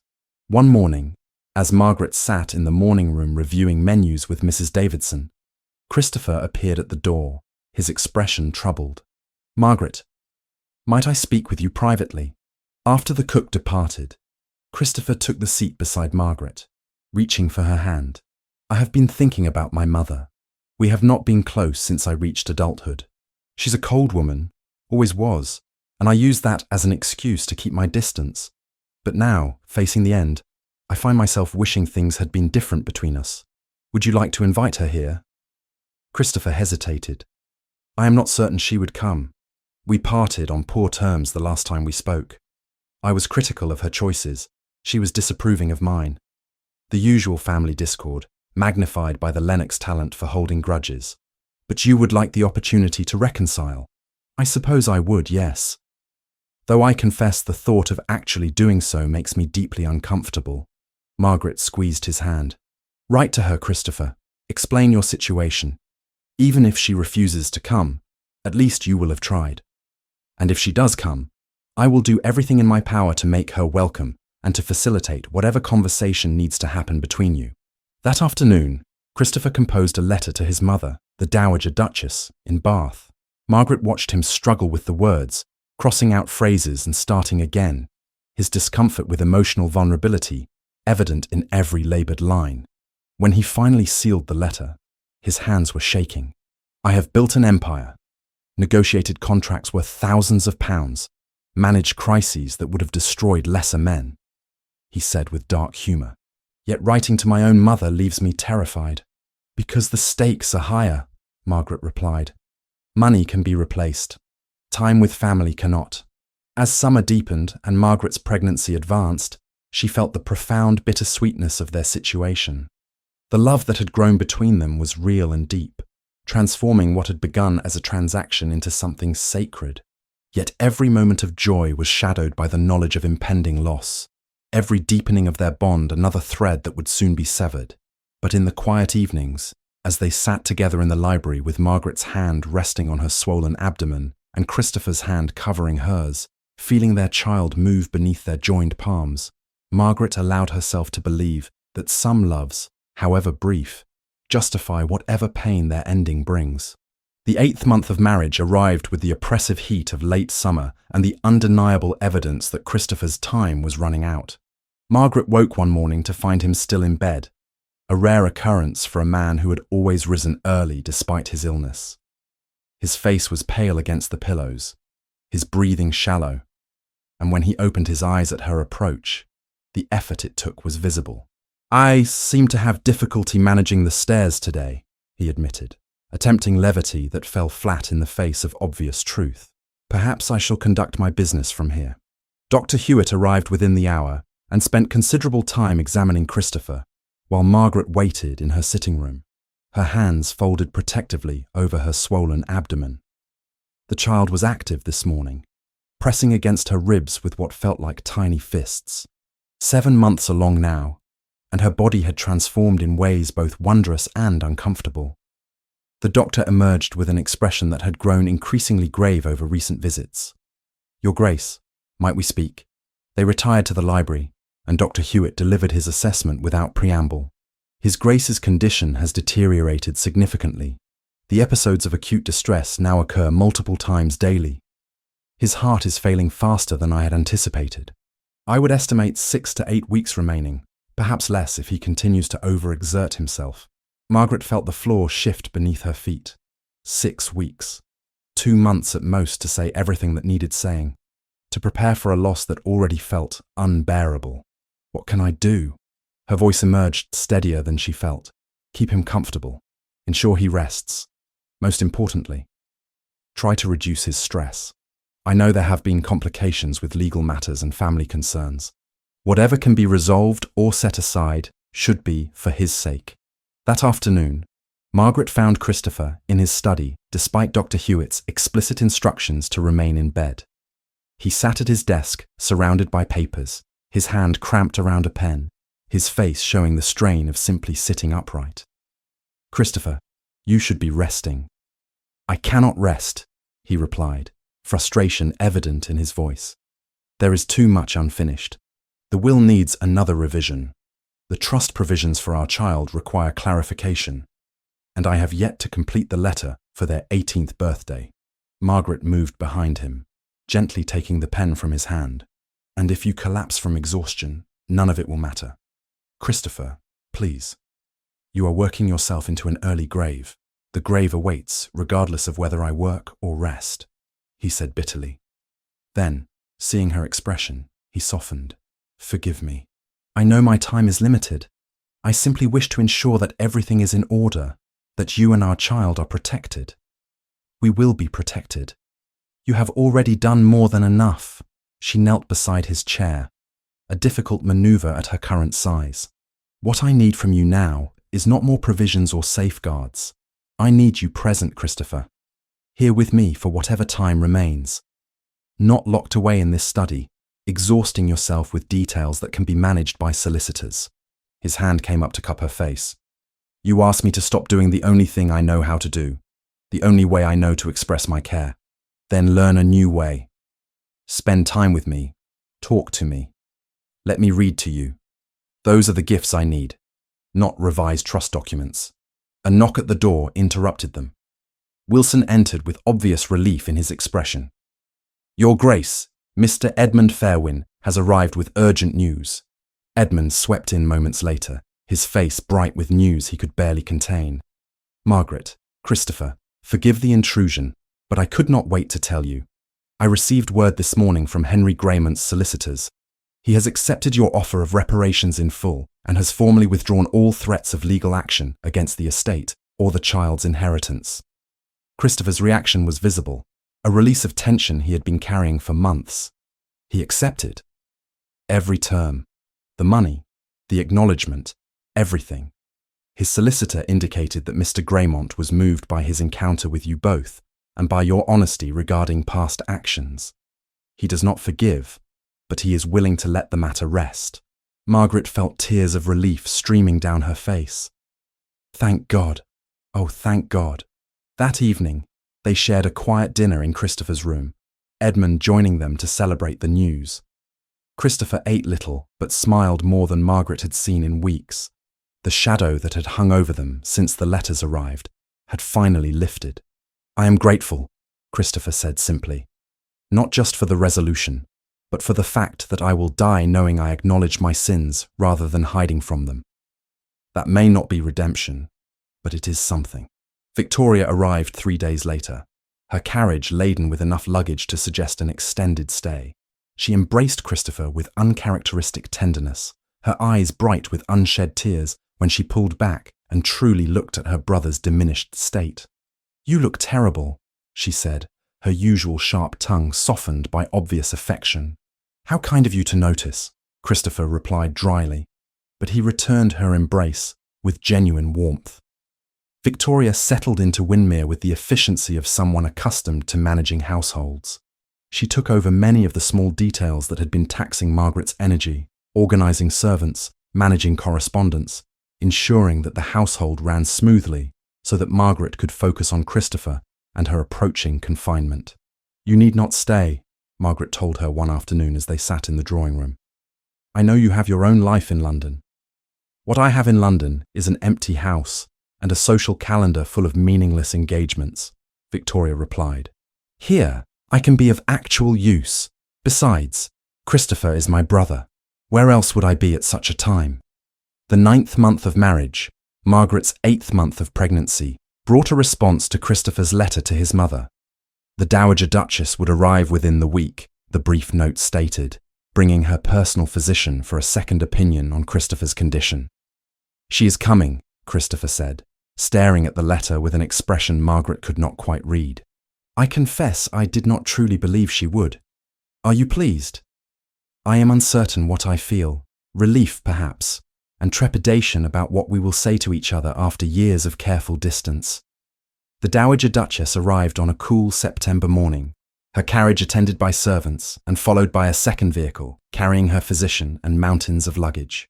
She was a handsome woman of 60, her posture rigid with aristocratic bearing, her expression suggesting she had come out of duty rather than affection. Margaret greeted her at the entrance with Victoria at her side, both women curtsying despite Margaret's advanced pregnancy, making the gesture awkward. "Mother," Victoria said, "thank you for coming." The Dowager's gaze swept over Margaret with obvious assessment. "So, you are the new Duchess, my son's final investment, as it were." Margaret felt the sting of the characterization but kept her voice level. "I am Margaret, Your Grace. I am pleased to finally meet you." "Are you?" The older woman's tone was skeptical. "I imagine you are pleased with a great many things about this arrangement. Tell me, did you know of my son's condition before accepting his proposal? Or was that a fortunate discovery afterward?" "Mother," Victoria said sharply, but Margaret raised a hand. "I knew of his condition from the beginning, Your Grace. Christopher was entirely forthright about his prognosis and his reasons for seeking a wife. If you have come to cast judgment on our marriage, I would ask that you reserve that judgment until you have spent time here and seen for yourself what exists between us." The Dowager's eyes narrowed, but something in Margaret's calm directness seemed to give her pause. "Very well. Show me to my rooms. I wish to refresh myself before seeing my son." Christopher's reunion with his mother was tense and formal. Margaret witnessed it from the doorway of his bedroom, where he now spent most of his time, too weak to manage much movement. The Dowager stood at a careful distance, her expression carefully neutral as she observed her son's deteriorated state. "Christopher, you look very ill. Good afternoon to you as well, Mother. Thank you for coming." A long silence stretched between them, filled with years of unspoken grievances and missed connections. Finally, the Dowager moved closer, her composure cracking slightly. "You should have written sooner. If I had known the severity of your condition, I would have come months ago. I was not certain you would care to know. You are my son," she said, and for the first time, emotion colored her voice. "Did you truly believe I would not care?" Over the following days, Margaret watched a tentative reconciliation unfold between mother and son. The conversations were stilted at first, burdened by decades of distance, but gradually they began to speak with more honesty. The Dowager spoke of her grief after Christopher's father died, how she had withdrawn from her children rather than burden them with her sorrow. Christopher acknowledged his resentment of that withdrawal, how it had shaped him into someone who equated emotional distance with strength. "I was wrong," the Dowager admitted one evening at dinner, the first they had all shared together. "I should have held you closer rather than pushing you away, but I did not know how to grieve and mother simultaneously." "And I should have been more forgiving," Christopher replied. "I let old hurts dictate too much of my life." Margaret, watching this unfold, saw the Dowager's gaze turn to her with new understanding. Later, the older woman sought her out. "My son is different than I remember, softer, more open. I assume you are responsible for that transformation." "Christopher changed himself," Margaret replied. "I simply showed him that change was possible." The Dowager studied her for a long moment. "I misjudged you. I apologize for my initial coldness. You have given my son something I could not, the courage to be vulnerable. For that, you have my gratitude." The family dinner that followed was both joyful and heartbreaking. Edmund had returned for the occasion, and they gathered in Christopher's room, servants bringing food on trays since Christopher could no longer manage the dining room. Victoria told amusing stories from London society, Edmund shared news of business developments, and the Dowager spoke of Christopher's childhood in ways that made him smile with recognition. "I am grateful," Christopher said when the meal concluded, his voice hoarse with emotion, "for all of you, for this time together. I had resigned myself to dying alone, consumed by work and regrets. Instead, I find myself surrounded by family, having experienced genuine love, leaving behind a child who will carry the best of what I hope to be, rather than the worst of what I was. His gaze found Margaret. That is your gift to me, Margaret. You gave me hope when I thought such a thing impossible. Margaret could not speak past the lump in her throat, could only reach for his hand and hold it tightly. The following day, Margaret wrote her final letter to Mrs. Henshaw in the school. She explained that she would be unavailable for several months due to her confinement and the situation with Christopher. She delegated full authority over all decisions to Mrs. Henshaw, including financial matters up to a specified limit, and expressed her confidence in the administrator's judgment. I trust you completely, she wrote. The school is in excellent hands. That night, as Margaret prepared for bed, she felt the first contraction. It was mild, barely noticeable, and she said nothing, not wanting to alarm anyone prematurely. But an hour later, another came, stronger this time. And then another. She was still trying to decide whether to wake Christopher when she heard a crash from his room and a strangled cry of pain. She rushed through the connecting door to find Christopher collapsed beside his bed, his face grey, his hand clutching his chest. "Wilson!" she screamed. "Doctor! Hewitt! Someone help!" The house erupted into controlled chaos. Servants ran for the doctor and the midwife. Victoria appeared in a dressing gown, her face white. The dowager followed, taking command with unexpected competence. Edmund arrived within the hour, having been staying at an inn in the village. As another contraction gripped Margaret, she realized with terrible clarity what was happening. Her child was coming, and Christopher was dying, and both events were unfolding simultaneously, life and death converging in the space of hours. Dr. Hewitt arrived breathless, immediately going to Christopher while sending someone to fetch Mrs. Barrow, the midwife. Another contraction seized Margaret, stronger now, and Victoria gripped her hand. "The baby is coming," Margaret gasped. "Victoria, the baby is coming now." The midwife arrived to find Margaret in active labour and Christopher in critical condition in the adjacent room. She looked between the two situations with the practiced assessment of someone who had seen every complication imaginable. "We will manage both," she said firmly. "Your Grace, you must focus on the work ahead. Let the doctor attend to your husband. Your task now is to bring your child safely into this world." But as another contraction ripped through her, as she heard Christopher's laboured breathing through the open connecting door, Margaret wondered how she could possibly do what was asked of her. How could she bring life into the world while death claimed the man she loved just steps away? The labour lasted 18 hours, each contraction a wave of pain that Margaret bore with gritted teeth and white-knuckled determination. Mrs. Barrow, the midwife, proved herself worth every penny Christopher had paid to secure her services. Her calm competence a steady anchor in the chaos. Victoria remained at Margaret's side throughout, offering water, wiping her brow, holding her hand when the pain became nearly unbearable. In the adjacent room, Dr. Hewitt fought his own battle to keep Christopher alive. Through the connecting door, Margaret could hear the murmur of urgent voices, the clink of bottles and instruments. Christopher's laboured breathing punctuated by occasional groans of pain. The knowledge that he was suffering while she could do nothing tore at her, almost as much as the contractions racking her body. "Focus on the work before you, Your Grace," Mrs. Barrow said firmly, when Margaret's attention drifted toward Christopher's room. "Your husband is being cared for. Your child needs you now." Hour after hour passed in a blur of pain and exhaustion. Dawn broke, sending pale light through the windows. Margaret heard Christopher cry out once, a sound of such agony that she tried to rise from the bed, only to be restrained by Victoria and the midwife as another contraction seized her. "Please," Margaret gasped. "I need to see him." "Not yet, Your Grace. The child is coming soon. I can feel the head. You must push now." Whoa! What followed was pure animal instinct, Margaret's body taking over as she bore down with every ounce of remaining strength. The pain reached a crescendo that whited out thought, and then suddenly, blessedly, it eased. A thin, reedy cry filled the air. "A son!" Mrs. Barrow announced, her voice warm with satisfaction. "You have a son, Your Grace.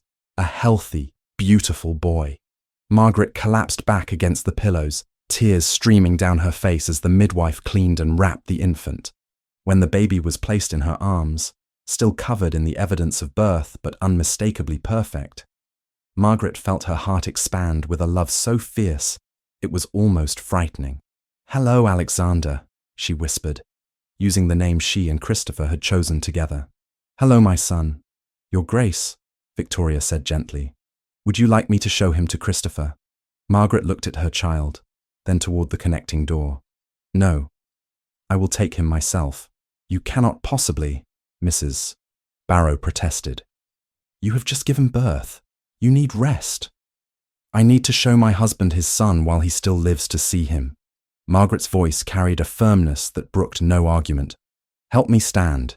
With Victoria and Mrs. Barrow supporting her on either side, Margaret shuffled through the connecting door, her newborn son cradled against her chest. The scene in Christopher's room struck her like a blow. He lay propped against pillows, his face grey and hollow, his breathing frighteningly shallow. Dr. Hewitt looked up at Margaret's entrance, his expression suggesting he had not expected to see her vertical. "Your Grace, you should be resting. I am exactly where I need to be." Margaret moved to Christopher's bedside. His eyes were closed, and for a terrible moment, she thought they had come too late. Then his eyelids fluttered open, and his gaze found hers. "Margaret," he breathed. "You are well?" "I am well. And Christopher, we have a son." She lowered the bundle so he could see the small red face, the tiny fists waving in the air. "Alexander Christopher Lennox, our son." For a moment, Christopher simply stared. Then, with visible effort, he lifted one trembling hand toward the child. Margaret adjusted her position, allowing him to touch the baby's downy head, to trace the miniature features with his fingertips. "He is beautiful," Christopher whispered, wonder and devastation mingling in his voice. "Perfect. Margaret, you have given me everything. My heir, my son, my legacy. You have given me purpose when I thought my life had none remaining." Tears blurred Margaret's vision. "He will know you, Christopher. I will make certain he knows his father." "I wish," Christopher's voice broke, "I wish I could watch him grow, see what manner of man he becomes." "He will be a good man," Margaret said fiercely, "because he carries your best qualities and your hard-won wisdom. All those letters you wrote, all those lessons you learned, he will have those. You are giving him everything that matters." Dr. Hewitt cleared his throat. "Your Grace, I must insist you return to your bed. Both of you need rest desperately." Margaret allowed herself to be led back to her room, where Mrs. Barrow helped her settle with the baby.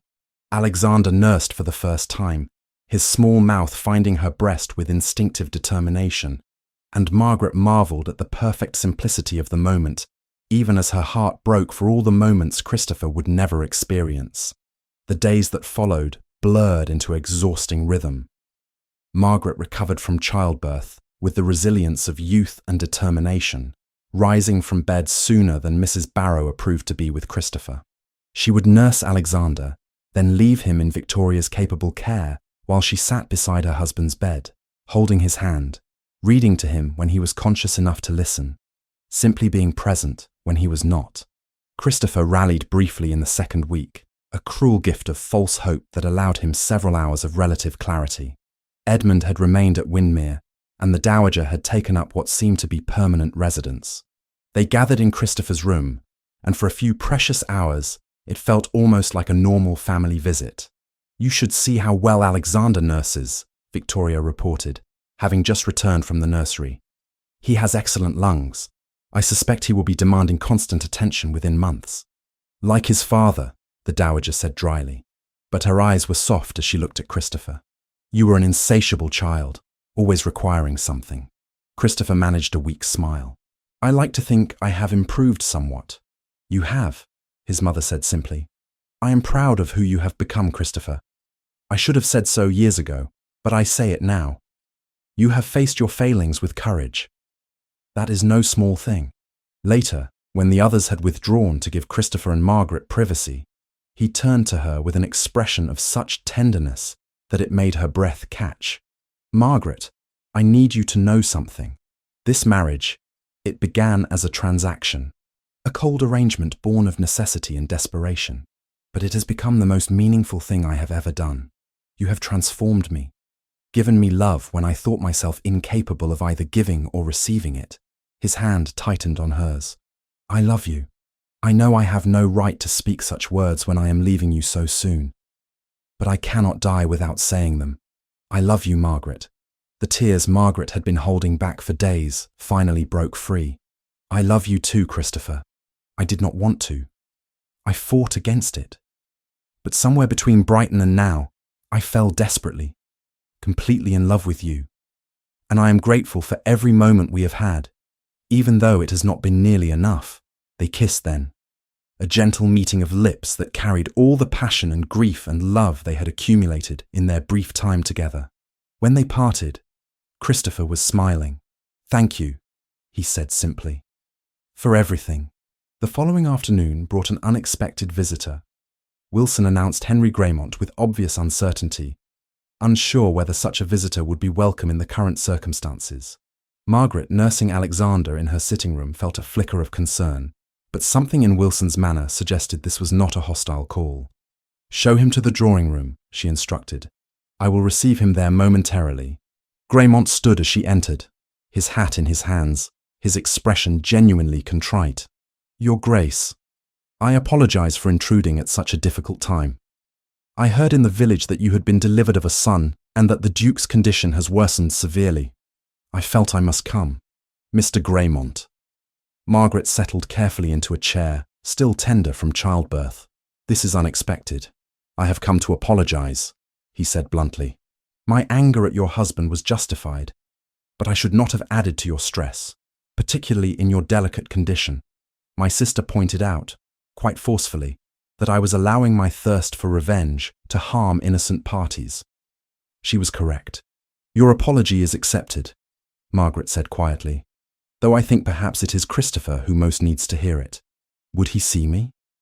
I do not wish to intrude if my presence would cause him distress. Margaret considered, then nodded. I believe he would value the closure. Come. She led Graymont to Christopher's room, where her husband lay propped against pillows, awake but clearly exhausted. His eyes widened slightly at the sight of his former enemy. Mr. Graymont, Your Grace. Graymont moved closer, his posture suggesting genuine respect rather than hostility. I have come to offer my respects and to apologize for the distress I caused you and your wife.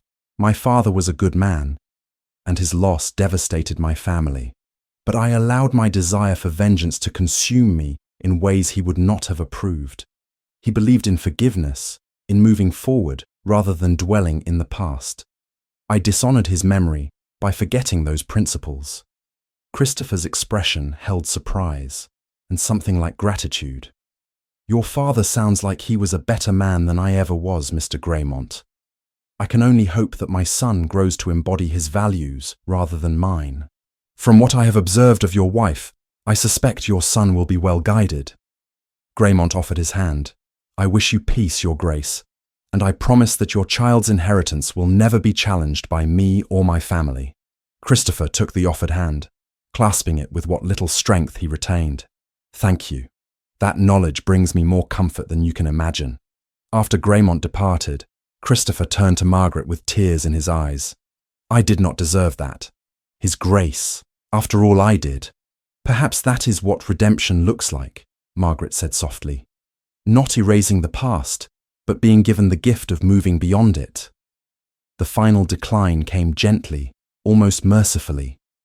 Christopher simply grew weaker each day, his consciousness fading in and out, his breathing becoming more laboured. Dr. Hewitt administered laudanum to ease his discomfort, and the family maintained a constant vigil. On a cool October morning, 10 months to the day after Christopher had first proposed to Margaret in that Brighton schoolhouse, he woke for the final time. Margaret sat beside him, having spent the night in a chair by his bed. Alexander slept in a cradle nearby, his soft breathing a counterpoint to his father's struggling breaths. Margaret, Christopher whispered. I'm here. She took his hand, felt how cold it had become. Thank you. For everything.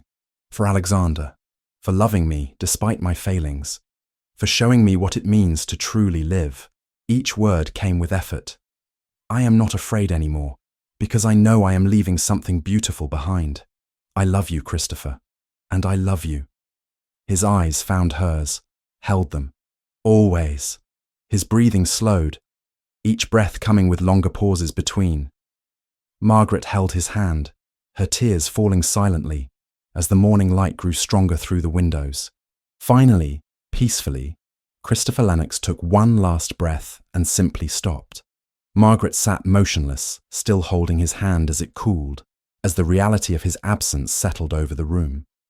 Victoria appeared in the doorway, took one look at her brother's still face, and broke down sobbing. The dowager entered behind her, moving to the bedside to gently close her son's eyes, her expression sorrowful but composed. "He is at peace now," the older woman said, "and he died knowing he was loved.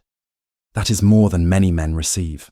The funeral took place 3 days later, a quiet affair attended only by family and a handful of close associates. Christopher had left explicit instructions for a simple service. No ostentatious display, no elaborate mourning. He was laid to rest in the family cemetery on the Windmere grounds, beneath an oak tree he had mentioned once as being his favourite spot on the estate. Margaret stood at the graveside. Alexander bundled against her chest and said her private goodbye to the man who had changed her life in ways she could never have anticipated. She had expected a year of duty.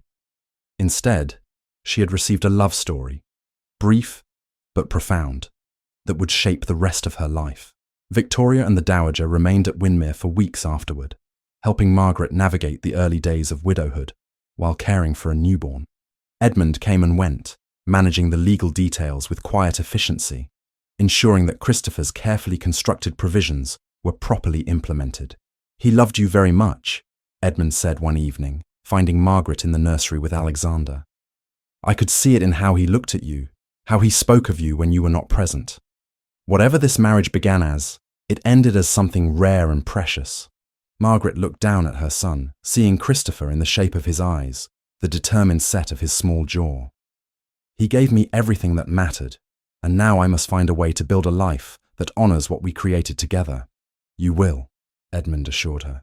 "You have always been the strongest person I know, Margaret. You will not only survive this, you will flourish." As autumn deepened and the leaves fell from the trees surrounding Windmere, Margaret began to understand the full truth of his words. She had entered this arrangement expecting to give a year and receive security. Instead, she had experienced love, had brought life into the world, and had discovered reserves of strength she had not known she possessed. The year was ending, but her story, she realized, was just beginning. 3 years had passed since Christopher Lennox drew his final breath in that quiet October morning, and the transformation of both Windmere Hall and its dowager Duchess had been profound. Margaret stood at 34 in the estate's main drawing room, reviewing quarterly reports from the various properties and investments that comprised the Lennox holdings. Her competence in such matters no longer surprising to the Council of Trustees, who had initially doubted whether a woman could manage such extensive interests. "Your Grace," Mr. Thornton, the senior trustee, said with genuine respect, "your proposed modifications to the tenant farming arrangements show remarkable foresight. The Duke would have been pleased with your stewardship." Margaret accepted the compliment with quiet grace, though mention of Christopher still brought an ache to her chest that she suspected would never entirely fade. "My husband built something worth preserving. I simply ensure his work continues." The sound of rapid footsteps in the hallway announced the arrival of Alexander Christopher Lennox, 3 years old and possessed of his father's determination, combined with an energy that kept his caretakers perpetually exhausted. He burst through the door, his dark hair wild, his blue eyes bright with excitement. "Mama, Aunt Victoria says the horses had babies. Can we see them, please?" Margaret excused herself from the trustees and knelt to her son's level, straightening his collar with practiced maternal efficiency. "We may visit the stables after your lessons, Alexander. What did Miss Peters teach you this morning?" "Numbers," Alexander announced proudly. "I can count to 20 now. Want to hear?" As her son launched into an enthusiastic recitation, Margaret saw Christopher in every gesture every expression, the determined set of his jaw when he concentrated, the way his eyes lit with curiosity, even the slight impatience when asked to slow down. Alexander was his father's son in temperament and intellect, and Margaret found both comfort and sorrow in the resemblance. Victoria appeared in the doorway, slightly breathless from chasing her energetic nephew. "I apologize, Margaret. He escaped me the moment he heard you had returned from the village. No apology necessary, though perhaps we should consider a harness and lead," Margaret said dryly, earning a laugh from her sister-in-law. Victoria had indeed made Windmere her permanent home, transforming from the sharp-tongued society woman Margaret had first met into a devoted aunt and indispensable companion.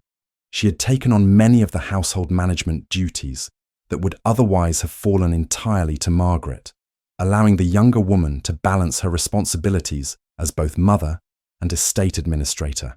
"Edmund has written," Victoria reported, producing a letter from her pocket. "He and Catherine are expecting their second child in the spring. He asks if you might visit Cornwall for the christening." Margaret felt a surge of happiness for her brother.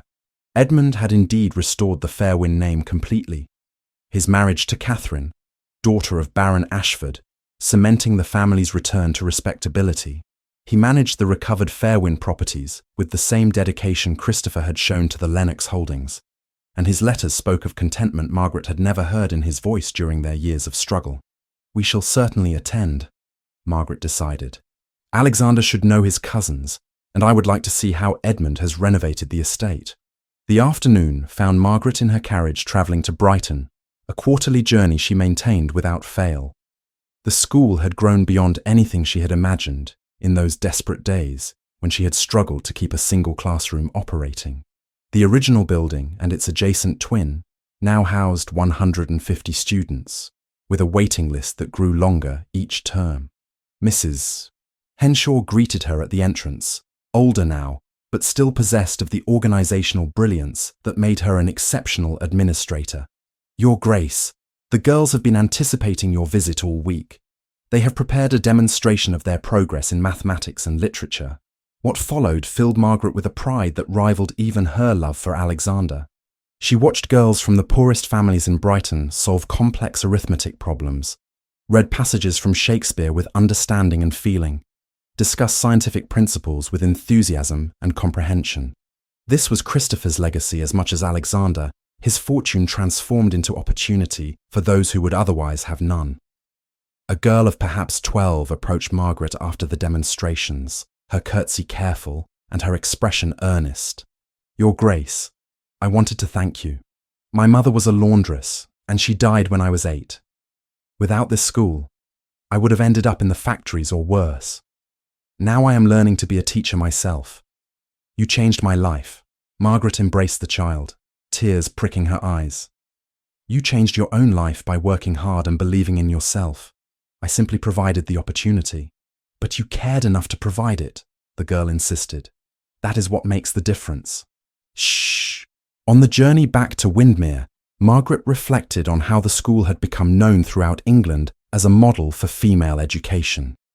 Other institutions had begun emulating its methods, and Margaret received regular correspondence from educators seeking her advice. Christopher's wealth had purchased this influence, but it was the lives transformed that truly mattered. Evening found her in the library, the room where she and Christopher had spent so many hours in conversation and connection. Alexander played on the carpet with wooden blocks, constructing elaborate structures with the focused intensity that marked all his endeavours. The Dowager Duchess occupied her customary chair by the fire, her knitting needles clicking rhythmically. Christopher's mother had become an unexpected but welcome fixture at Windmere, spending half the year in residence and the remainder at her house in Bath. The cold, critical woman who had first arrived had softened considerably, her relationship with her grandson providing something she had apparently missed with her own children. She doted on Alexander with a tenderness she had never shown Christopher or Victoria, and Margaret suspected it was partly an attempt to give the boy what she had failed to give his father. "He has Christopher's intelligence," the Dowager observed, watching Alexander. "But your kindness, Margaret, it is a good combination." "I hope so," Margaret replied. I want him to have his father's brilliance and drive, but without the isolation that came from Christopher's inability to connect with others. You are raising him well. Christopher would be proud. A knock at the door announced a visitor, and Margaret was surprised when Wilson showed in Henry Graymont. The young man had become an unexpected presence in her life over the past 3 years. The enmity between their families transformed into something approaching friendship. "Mr. Graymont," Margaret greeted him warmly. "This is unexpected. Forgive the intrusion, Your Grace. I was in the area reviewing some properties and thought I might stop to discuss those investment opportunities we spoke of last month." He produced a portfolio of papers. "I believe the shipping venture I mentioned shows considerable promise." Over the past 2 years, Henry had become Margaret's informal advisor on investments, his knowledge of maritime trade invaluable in managing that portion of the Lennox holdings. The irony of the situation was not lost on either of them. The son of the man Christopher had destroyed, now helping to preserve and grow Christopher's legacy. But both had concluded that perpetuating old hatreds served no purpose, and the partnership benefited them both. "Stay for dinner," Margaret invited. "I value your counsel, and I know Victoria enjoys your company." Henry's ears reddened slightly at the mention of Victoria, and Margaret hid a smile. She had observed the growing warmth between her sister-in-law and Henry over recent months. Whether it would develop into something more remained to be seen, but Margaret suspected Christopher would have approved of such a union, the final healing of the wound he had inflicted on the Graymont family. Later that evening, after Henry had departed and Alexander had been put to bed, Margaret made her customary walk to the family cemetery. The path was familiar now, worn smooth by 3 years of regular visits. Christopher's grave rested beneath the oak tree, the headstone simple but elegant, bearing his name, dates, and a single line Margaret had chosen: "Beloved husband and father, who learned that love is the greatest legacy." She settled on the bench Edmund had installed beside the grave, pulling her shawl closer against the autumn chill. "Hello, Christopher," she said softly, as had become her habit. "Alexander asked about you again today. He wanted to know if you would be proud of him for learning to count to 20. I assured him you would be." The leaves rustled overhead, and Margaret allowed herself to imagine it was Christopher's response. "I received an interesting proposal today from Mr. Graymont. There is a school in London seeking funding, similar to our Brighton institution, but focused on older girls, teaching them trades and professional skills. I am inclined to support it. What do you think?" She smiled at her own question, but she found comfort in these one-sided conversations, in maintaining a connection to the man who had changed her life so profoundly. "Victoria and Henry Graymont are growing quite close. I suspect your sister has finally found someone worthy of her sharp wit and sharper tongue. You would like him, Christopher. He has integrity and intelligence, and he has forgiven what many would not." Margaret remained there until the light faded, speaking of small triumphs and daily challenges, of Alexander's latest accomplishments, and her concerns about his occasional stubbornness. She spoke of missing Christopher, of the ache that never entirely disappeared, but had become something she could live with, woven into the fabric of her days, rather than overwhelming them. The next day brought Alexander's 3rd birthday, and Windmere filled with celebration. Edmund arrived with his wife Catherine and their young daughter. Victoria orchestrated an elaborate party with games and treats. The Dowager supervised the kitchen's preparation of Alexander's favourite foods. Even Henry Graymont appeared with a beautifully carved wooden horse for the birthday boy. Alexander revelled in the attention, his laughter filling the halls of Windmere with a joy the house had lacked during Christopher's final months. Margaret watched her son surrounded by family and felt a contentment she had not thought possible in those dark days after Christopher's death. That evening, after the guests had departed and Alexander had been bathed and dressed for bed, Margaret retrieved the letter Christopher had written for this occasion.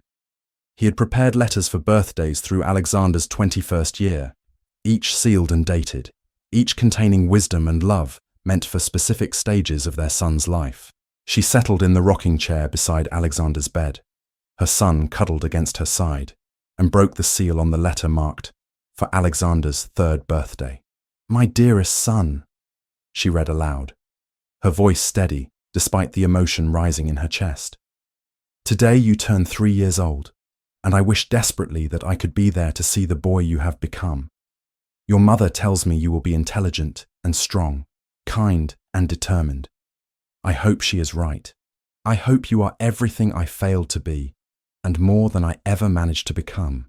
Alexander listened intently, his small hand gripping Margaret's dress, though she suspected he understood more the emotion in her voice than the actual words. "I want you to know 3 important things.